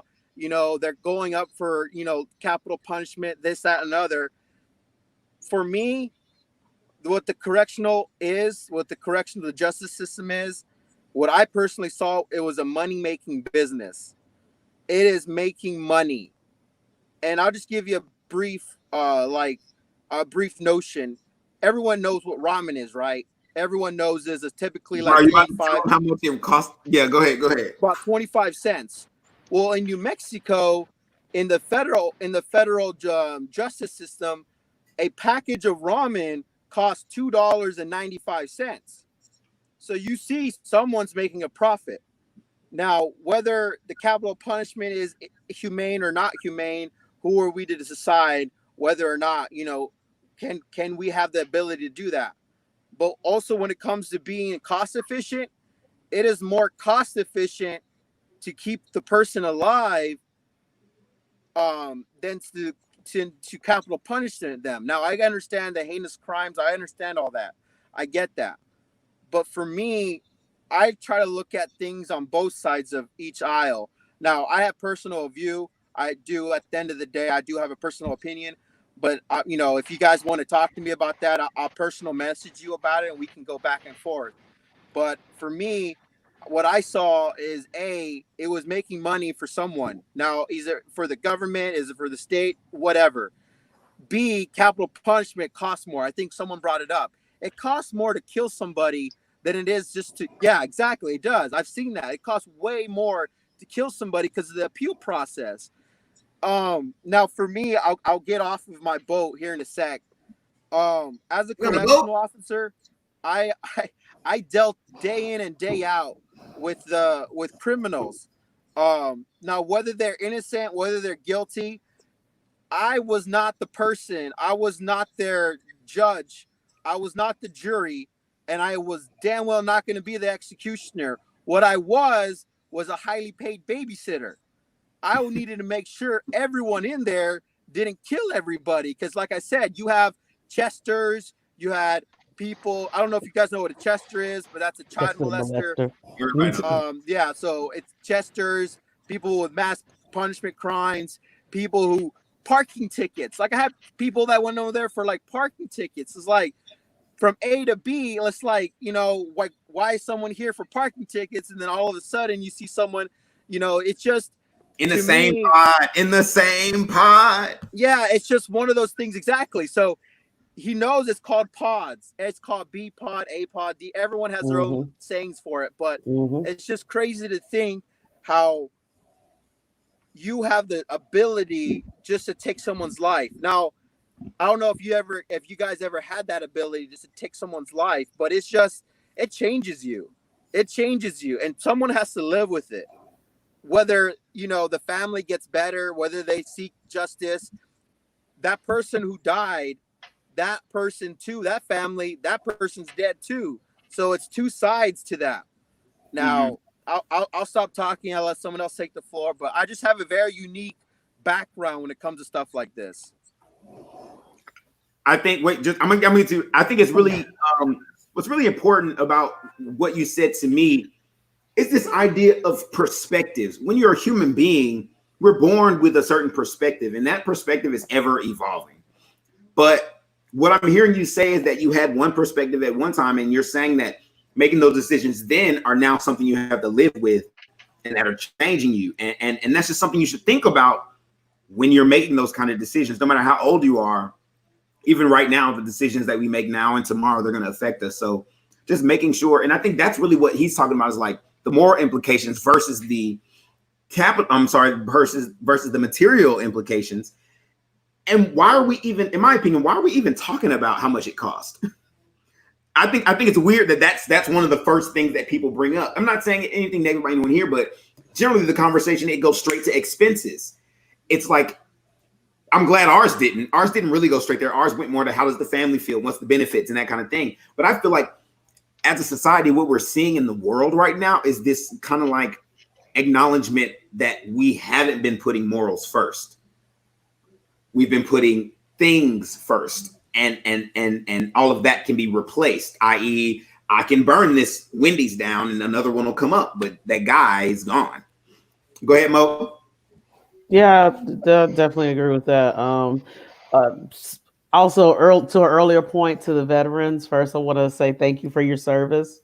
If my father's watching, he's probably going to kill me if I didn't say that before the end of this live. But secondly, Roy, you're absolutely right. People are making money, especially with the state prisons, which are 1 in 5 in this country. Um, they're making money whether there are people in those bunks or not. If they don't have a lot of states, they have a clause within their contracts with these companies that if they fall below 97% capacity, they have to pay a fine to the private prison. That's why you have a much harder time in order to get an early release because they're like, well, if I release you, that might put us under our quotas, and we don't have $3 million to send back over to the prisoner complex. We just ain't got it like that. I did not So, know. oh yes, as a I matter of know fact, That's a thing. see, one of the largest company, CCA, is on the New York Stock Exchange. Mm.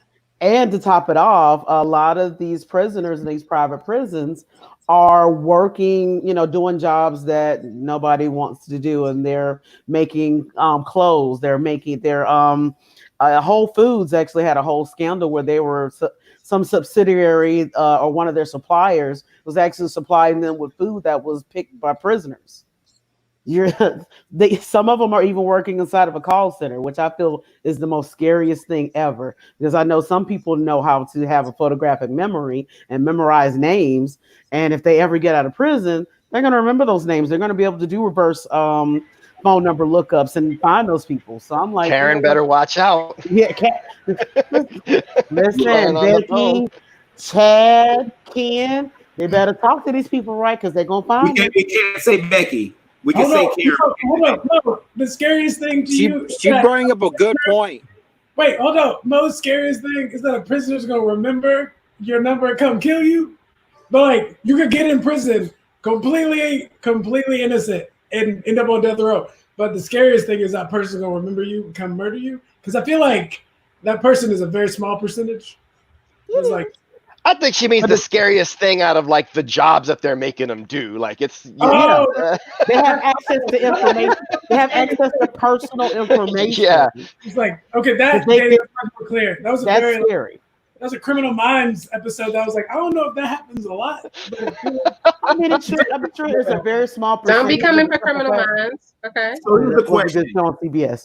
I do have a question. So just a quick vote.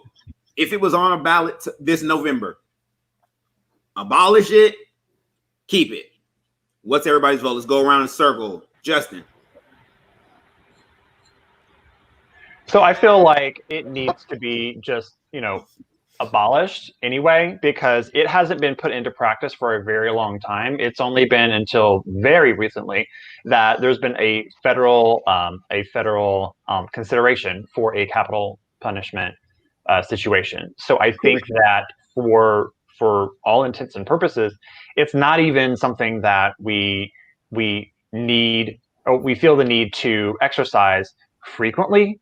So in that regard, me personally, I don't think that there's any functional need to have it on a federal level, if that's what we're looking at. Caroline. Well, Boy,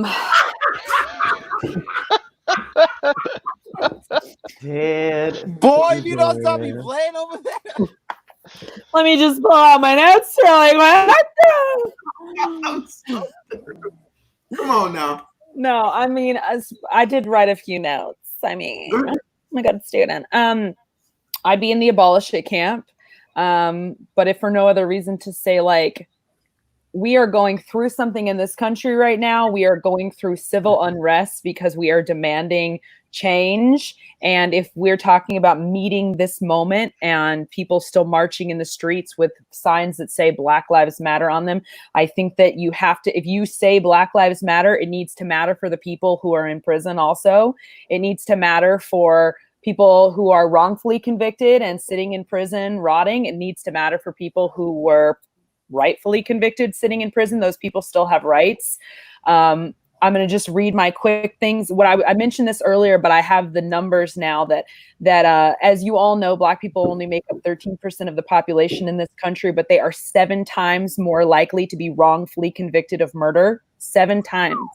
So that's Unbelievable. But let's move on to the Black prisoners serving time for sexual assault are 3.5 times more likely to be innocent than white sexual assault convictions. African Americans are 12 times more likely to be convicted of drug possession than innocent white people. 12 times. That's the highest number by far, because as you all know, we have made drugs.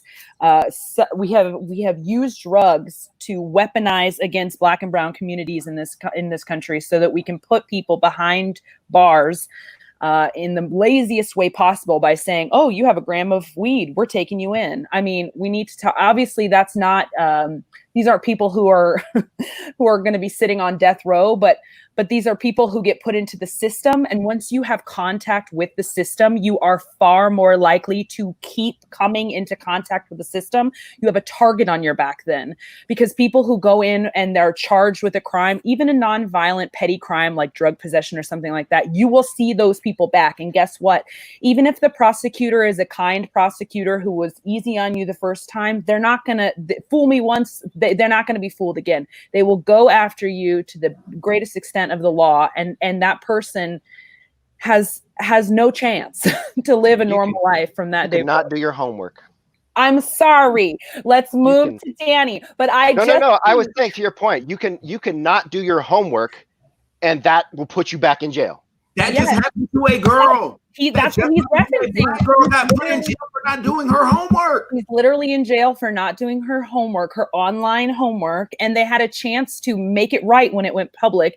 And instead of making it right, they doubled down on it because we put people in jail for not doing their homework. Danny should go ahead, because I talk too much. No, you don't. You say a lot of not just, but honestly, I'm sorry.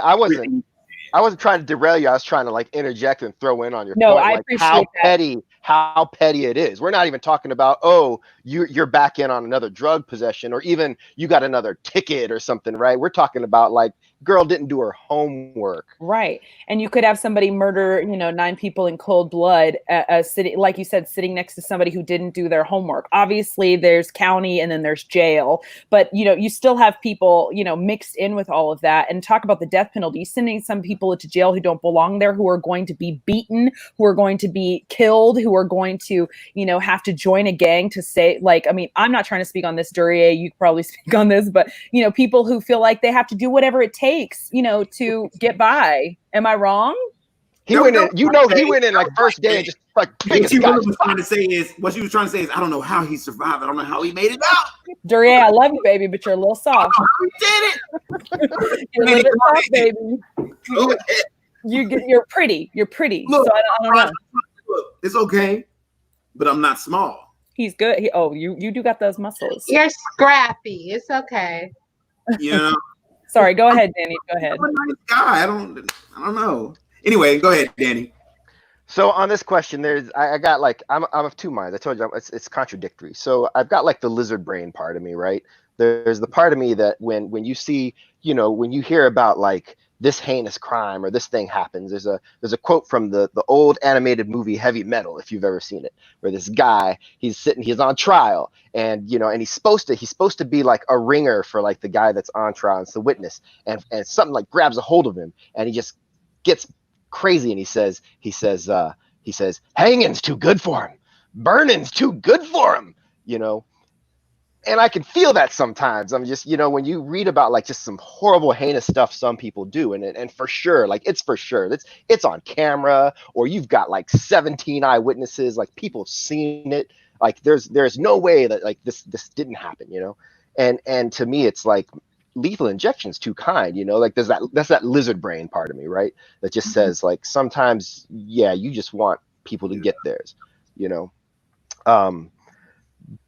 But in terms of our actual system, to me it's a shit or get off the pot kind of thing. The way our system works now, it's broken. The wrong people are going in. It takes too much time. There's too much expense. It's all if we're not going to be able to, if we can't just tone that down, we just need to not. It's just sit on, if someone's really, if they've really done something that bad, they can be, life in prison, because that's cheaper apparently than putting them to death with the way our system works. So I would say get rid of it. Now, if there was 15 other things on that ballot that would overhaul and change the way some things work, my answer could be different. At the end of the day, president in capital punishment in this imaginary ballot. So we don't talk about the other one. It just like there's a point for me where, as a society, if we're gonna like put someone away, and they can never rejoin society, if they can never rejoin society, if that's what we as a society have decided, right? Why are we dealing with them at all? I mean, just tie a rock around their legs and throw them off the boat. And again, I told you, like, there's going to be some things that I'm going to say here. You know, it's and that's, you know, why are you going to deal with them if you as a society have made that decision that they cannot re-enter society? Why are you going to deal with them? That said, the way our system works now, you can't do that. It just, we're too many of the wrong people are going to go. It doesn't work. We're not doing it, you know, in a way that is societably moral or ethical at all. Okay. Mo, what's your wait, sorry. Danny, yes or no though? Get rid of it. No, okay. As it stands now, we get rid of it. Abolish. All right, Mo. I'm gonna be a little different. Moratorium. I feel like it should be put on ice again to figure out as a means to make it more humane, and as well as to fix some of the cracks, and what we like to call Lady Justice, because there are certain disparities dealing with race, gender, as well as classism that not a lot of people talk about. If you have a lot of money and you get these high-powered attorneys, you can damn near get off just about anything. We've seen this happen in this country. Harvey Weinstein. Well, I mean, he definitely got caught. So with his pants down, begrudgingly. But anyway, yeah. Now, the worst part, though, is that this problem is not just with capital punishment, dealing with inequalities within the justice system. I mean, right now you have cases of violation of the cruel and unusual punishment amendment. You have Mississippi that's being sued by several people due to the desecration of their prisons. Their prisons they have no central heat or air. They have the indoor plumbing is terrible. And even worse, with the era of COVID, they have no real means of keeping things sanitary. So basically you've put them on a death sentence just for something as simple as a parking ticket, potentially. So my ultimate vote would be moratorium. I know it's not moratorium, but if you had to one or the other one. Keep it going, baby. Okay. Texas got they got express lane. We got 3 for abolish, 1 for uphold. Alex. So it all makes me kind of sad that this is a situation that even we have to deal with. But when you first asked me this question, I was like, you know, for me, it's a case-by-case basis. And I still stand by that. I feel as if, kind of like how Mo was saying, there's some things for me that are irredeemable. There are some things that rehabilitation is not going to fix. You know, no, I'm not the victim's family, so who am I to really speak as to who's qualified for rehabilitation or not? But if you're asking me my opinion, then if the ballot on November was asking about capital punishment, I would have to vote for yes, because to keep it? To keep it. You gotta go. I've never really understood capital punishment when I was younger, as far as like life with no parole. I was like, why are we paying to just keep them comfortable to a degree for the rest of their lives? I was like, I don't think that my tax dollars should have to pay for you after you've done this heinous thing to another person. So if you're gonna go ahead and get the death penalty, then you might as well just go ahead and get dead. Like, I'm just like, But that's not how it to the works. next Alex. That's person. what we talked about. It takes Caroline. forever. No, I can respond. Okay, I know we're going in a circle. Carol have her vote. Go ahead, Alex. What did you say, Caroline? But Okay. but yeah, no, the ballot came. Wow. Did she pull a Nene links? Nene links? Anybody saw Real Housewives? Yeah, I do. I feel like if the ballot was up and I was going to vote, then I would vote to keep it because that's my opinion. Oh, can I do? I'm gonna be Caroline again. One question. Sure. You're going. All right. You're gonna kill.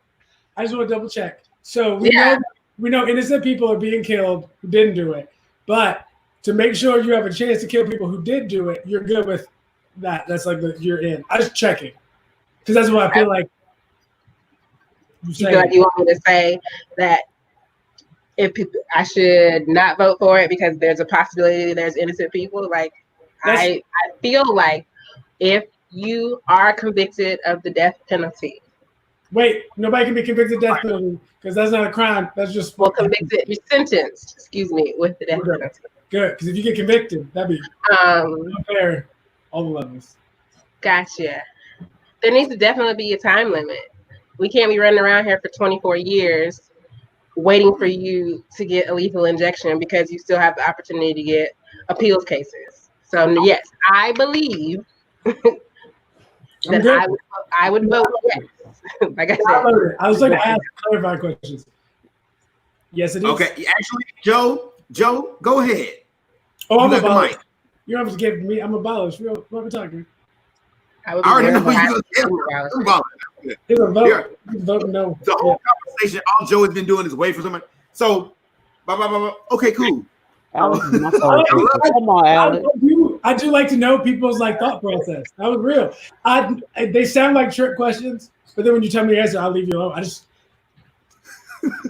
don't know. Okay. Roy, is it my turn? Yeah. All right. If I had to choose, I mean, at the end of the day, I would have to say abolish it. Given, like I said, it's my personal bias. I'm going to be biased about this right here. I can't really stay on one side or the other. I can't choose to please everyone. I'm going to be biased and say abolish it because what do we gain, honestly? And also, like, who am I to decide, or who is another human to decide? You don't gain anything from it. I remember one person said we've been putting in the work as far as incarceration. I mean, it's a money making business because it's literally we're working them to death and paying them nothing to do a service, like i.e. make clothes or clothes or license plates or all the stuff you saw in the movies is what we actually do in real life correctional or in the prisons. For they get a service, they get paid technically, but it's nothing. They get paid shit for it. But I would have to abolish it. You don't gain anything from it. Like I said, who are you to play God? Mine's more of a general aspect of it based on my experiences, because it's just crazy to think like someone has the ability to convict someone. But then again, in my case, it was a more rapid process. I didn't have 24 years to decide whether or not if this person was guilty or not. I had maybe about 5 minutes. So, it's just one of those things. You know what I'm saying? Okay. Go ahead. Since I'm the upholder, I definitely. And Alex. Yeah. It was a surprise, but go ahead, Soul Sister. Anyway, I will say this. I mean, I definitely understand what you're saying, and I definitely, again, thank you for your service. But you're talking about two different things. You're talking to Roy, especially with the things that he had to do. I do appreciate it. But you are talking about two different things. You're talking about things that are in wartime. When in wartime, yeah, you do have to make those split-second decisions, because this is a war setting. So there's a different level of laws during times of war. Now, what we're talking about in this conversation here is civilians. So you have people that are citizens that have done heinous crimes and been convicted of heinous crimes against children, multiple people dealing with hate crimes, all of the above. When done right, I feel that capital punishment should still stay on the table. The problem is that this country can't even do parking tickets right. Say that. Yeah. That's the problem. The whole system as a whole is a problem. You have a black man, I'm in Atlanta, a black man, Rashard Brooks. He was killed by the police because he had a scuffle, because he was drunk. He was in the drive-thru. He fell asleep in the drive-thru. I've been to that Wendy's years ago. Not too long ago, but I hear that they're very slow. So it's very easy to fall asleep in the line. Anyway, he pulled over. The cops talked to him. You see the video from the body cams. He's basically stating that, you know what, I'm already parked. He already had the edge of, I don't want to get a DUI. I'm literally, my mom's right across the street. I'm right down the road. Can I just walk home? The police was too concerned about getting their next ticket for their quota. One of the guys that was involved in the incident actually got a reward from the Mothers Against Drug Driving because they had so many DUIs tickets written out. Not about the humanity of that person. So I can specifically talk because I exactly know what case you're talking about. This is gonna be the last one though. This will be the last one. Go ahead, Roy. All right, I just want to give you a little blurb. I definitely know the backstory of that case you're referring to, and that whole thing was a mess. Like the audio, if you saw the audio, the recording, I saw it. The whole thing was a mess of what went down. But I want to backtrack and say what I did. I get it. It's not the same exact thing, but the process in which I did it was just more expedited. I didn't wait 24 years. It's still capital punishment is death. I was in a business and death was, business was booming during my time. I was in the Ramadi pushes. I was in the Syria pushes, and left and right, I was slinging those suckers like it was going out of style. Now, my thing is, I live with that. I'm going to live with that for the rest of my life. Now, what also is, though, did I change anything out there? Absolutely not. You will not change something like that for the actions that I have done. It's not changed. We're still over there. 12 years later. What is it? 12 years? Going on over a decade. We're still over there. We're still doing what we've been doing. Now, I understand your thinking. Like, I can definitely see the point of a case-by-case basis. But overall, I just have to abolish it. But I understand still, like, what you're coming from. I definitely get it. Case by case. I saw it in the correctional office. I saw it in the prison. This guy did this to this person. Why is he going to get scot-free just because he has a pretty penny and he can afford it? I saw that personally, and I was like, are you serious? You have this guy dead to rights just because he has a lawyer who could talk his way out of someone's ass and he could get away with it? Are you kidding me? That's some bullshit. But then again, okay, I'll stop right there. I'm gonna get too animated. Listen, look, I'm pulling. Come on, man. Look now, we rolling up on time. I'll be quick though. Here's what I'm gonna do. I know it's not about quick. I'm about to do. This is what we do. At the end of every episode, I didn't get to say none of my opinions tonight. And I know everybody's happy about that, especially Alex, but whatever. You don't have none anyway. But y'all didn't ask me that, so how did you know? No, I'm playing. Why is my name always in your mouth? Because it's our friend-iversary. You know what? Anyway, so at the end of the show, what we like to do is we like to do what I call our final thoughts. So we'll go around and everyone will just say their final thoughts. Try to make them succinct because we're almost at time. And just say what you're taking from the conversation or what you would like other people to take from the conversation who are watching. Let's start with Joe. Cool. My final thought is this. I think we started with the idea that love is limited by our scope of imagination. What we've seen impacts what we think is possible. My favorite quote about the times we live in is currently from Audre Lorde, who says, "The master's house will not be taken down using the master's tools." And I think it's important for us in all of these conversations about the death penalty to remember that our imaginations are limited by the same colonialist mentality that brought us initially into this conversation. And so I don't, I'm not pro death penalty, but I also think that our imagination is so small for what it could be that would be different because we're so used to thinking about dismantling it with the master's tools. And that's my final thought. Very beautifully said. Caroline. We can't be skipping around. You need to go in and Caroline. Yep. Shake it up. Let's go. I've just been sitting here trying not to cry. I don't know why I feel so emotional, but I'm just like, okay, I'm not going to cry on Facebook. Which means you're about to cry. Because the only thing I can keep thinking of is like the phrase that keeps bonking around in my stupid head is like, I'm just tired of the killing. I'm just tired of the death. I'm tired of the violence that is being perpetrated not by people and on those people's families. I mean, every mass murderer has a mom, like has a dad, like they're losing their son. Let's not pretend it's women, it's men. Y'all need to get your shit together. But I mean, yeah, I would say I'm not trying to disrespect anybody here. I was joking with Alex earlier, and I need to say that I wasn't trying to be disrespectful. I was trying to joke, but then it got real serious real quick. And then I can't hear you. You're muted.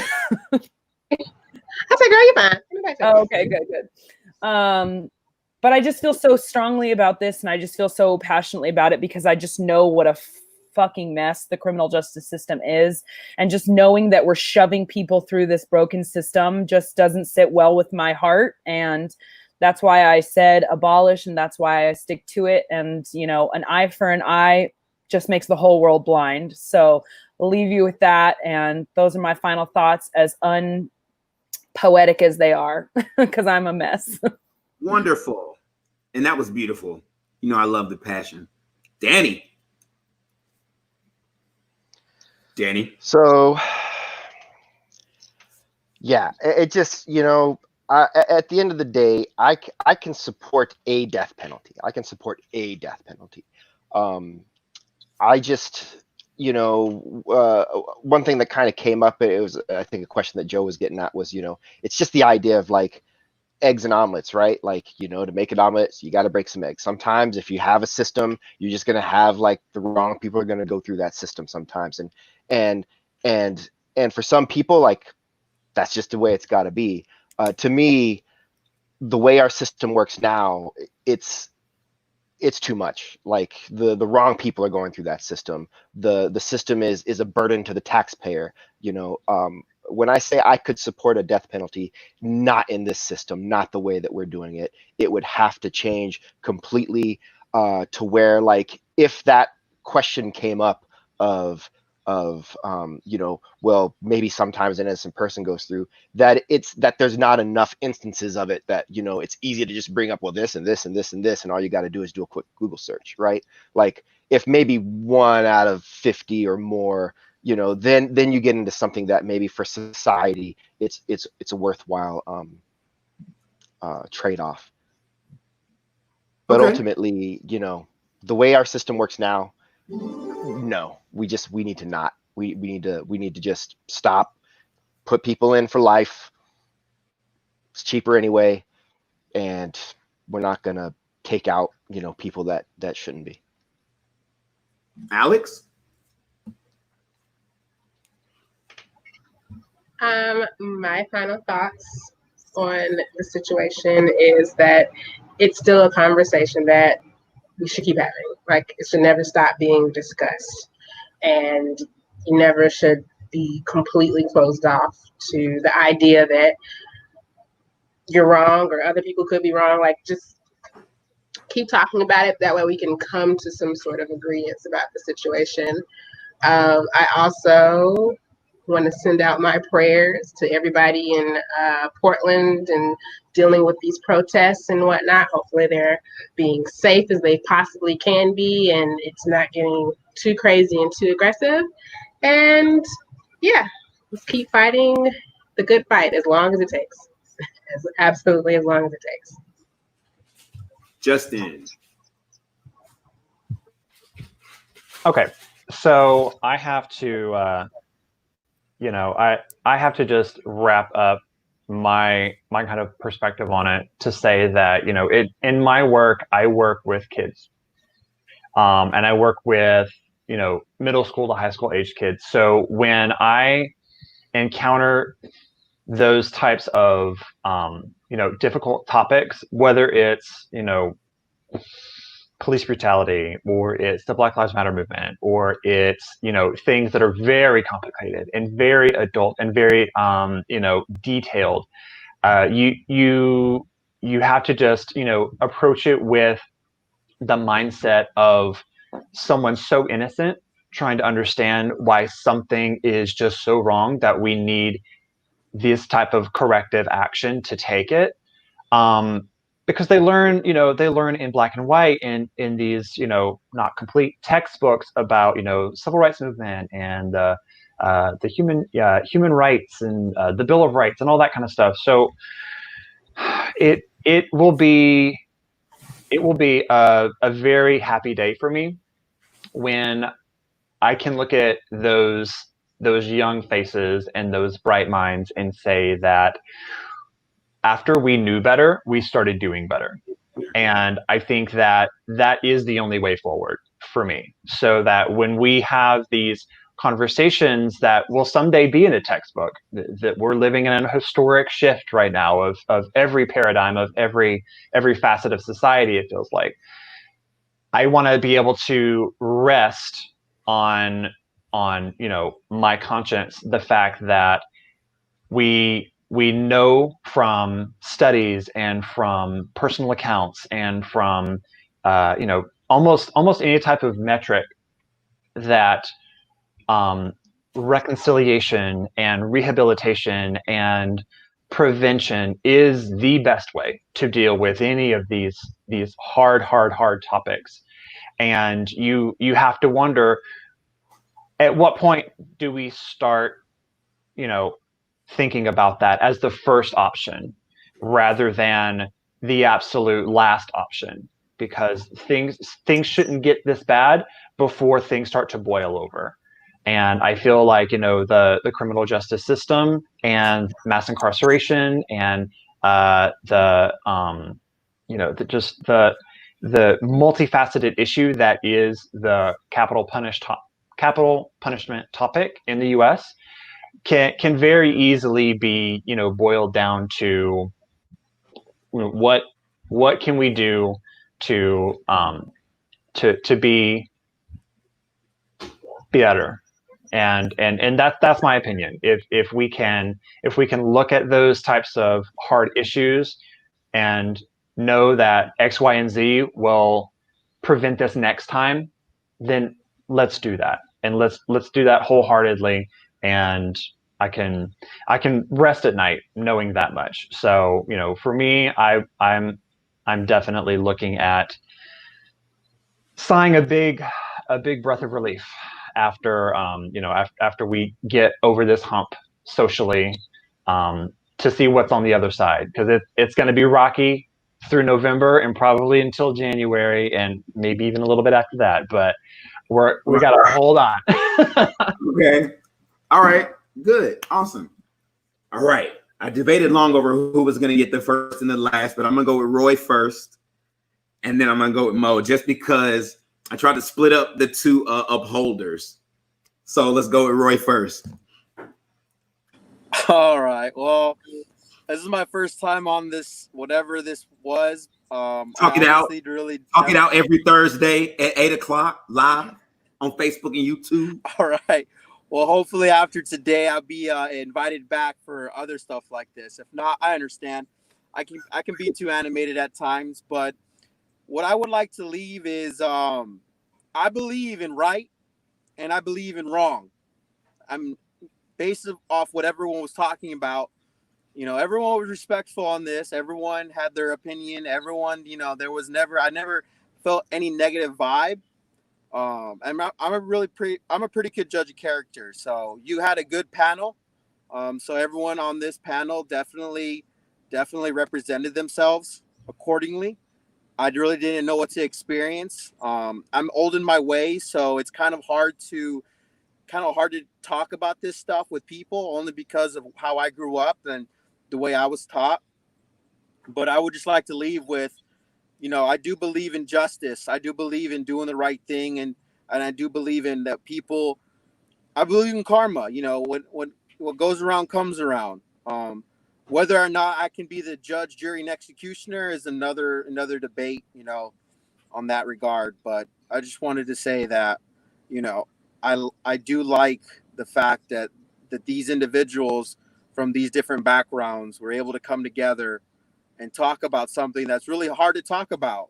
You know, it's hard to talk about because some people can't talk about it. Some people will be so stubborn and be so simple-minded, and they cannot see what's on the other side, and they refuse to see anything. So I just wanted just to say that, and also say one last thing. And if anyone wants to get $200, come at me. Okay?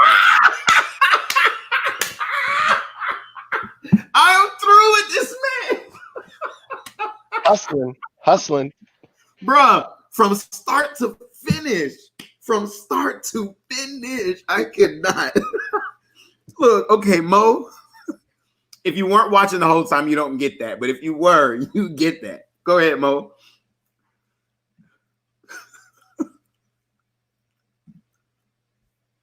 Mo, you're muted. I'm sorry. My bad. Trying to be respectful because I know I may be saved, but my face sometimes isn't delivered. Anyway, I still feel the same way. So with my final thoughts, I will say this. Our system as a whole would have to be redone. And that's the reason why I say moratorium, because at every level of when it comes to the justice system, even from the local municipalities all the way up to the Supreme Court, there are certain reforms that needs to happen. I mean, we currently have a Supreme Court justice that had allegations of rape. It is what it is, unfortunately. And also, I do want to give my condolences. Apparently, Fort Hood had another death, another suspected foul play murder with a soldier. So definitely my thoughts and prayers are definitely to the families that are involved, and as well as the base as a whole, because I know that has to be a hit to the morale.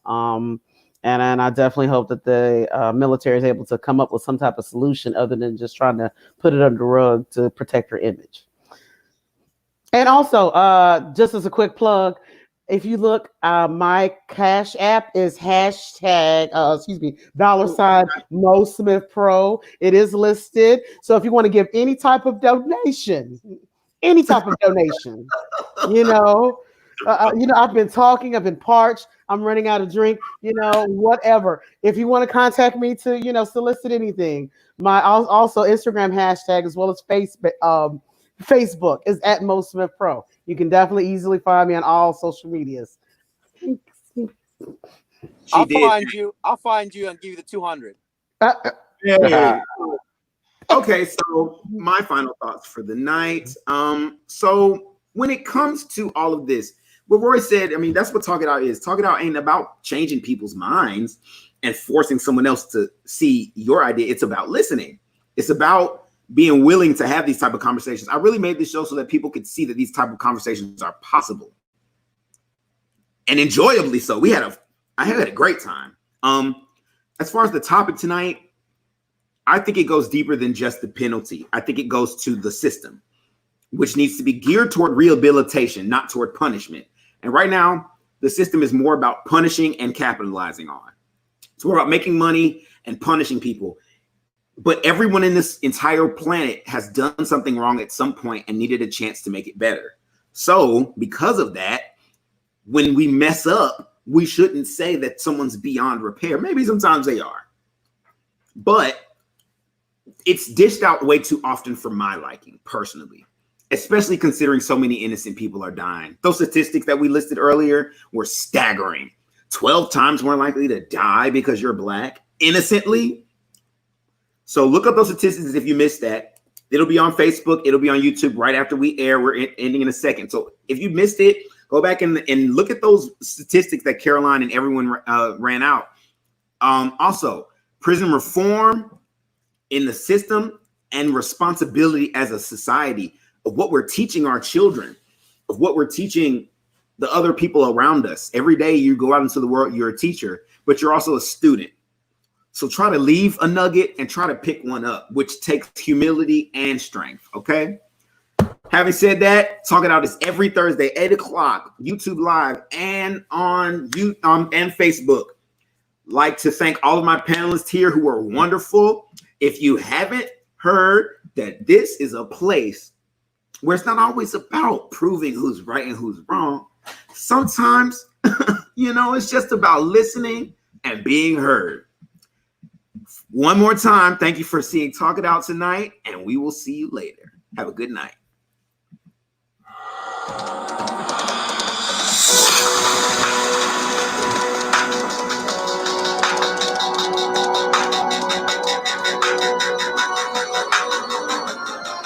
It was created by Nazis.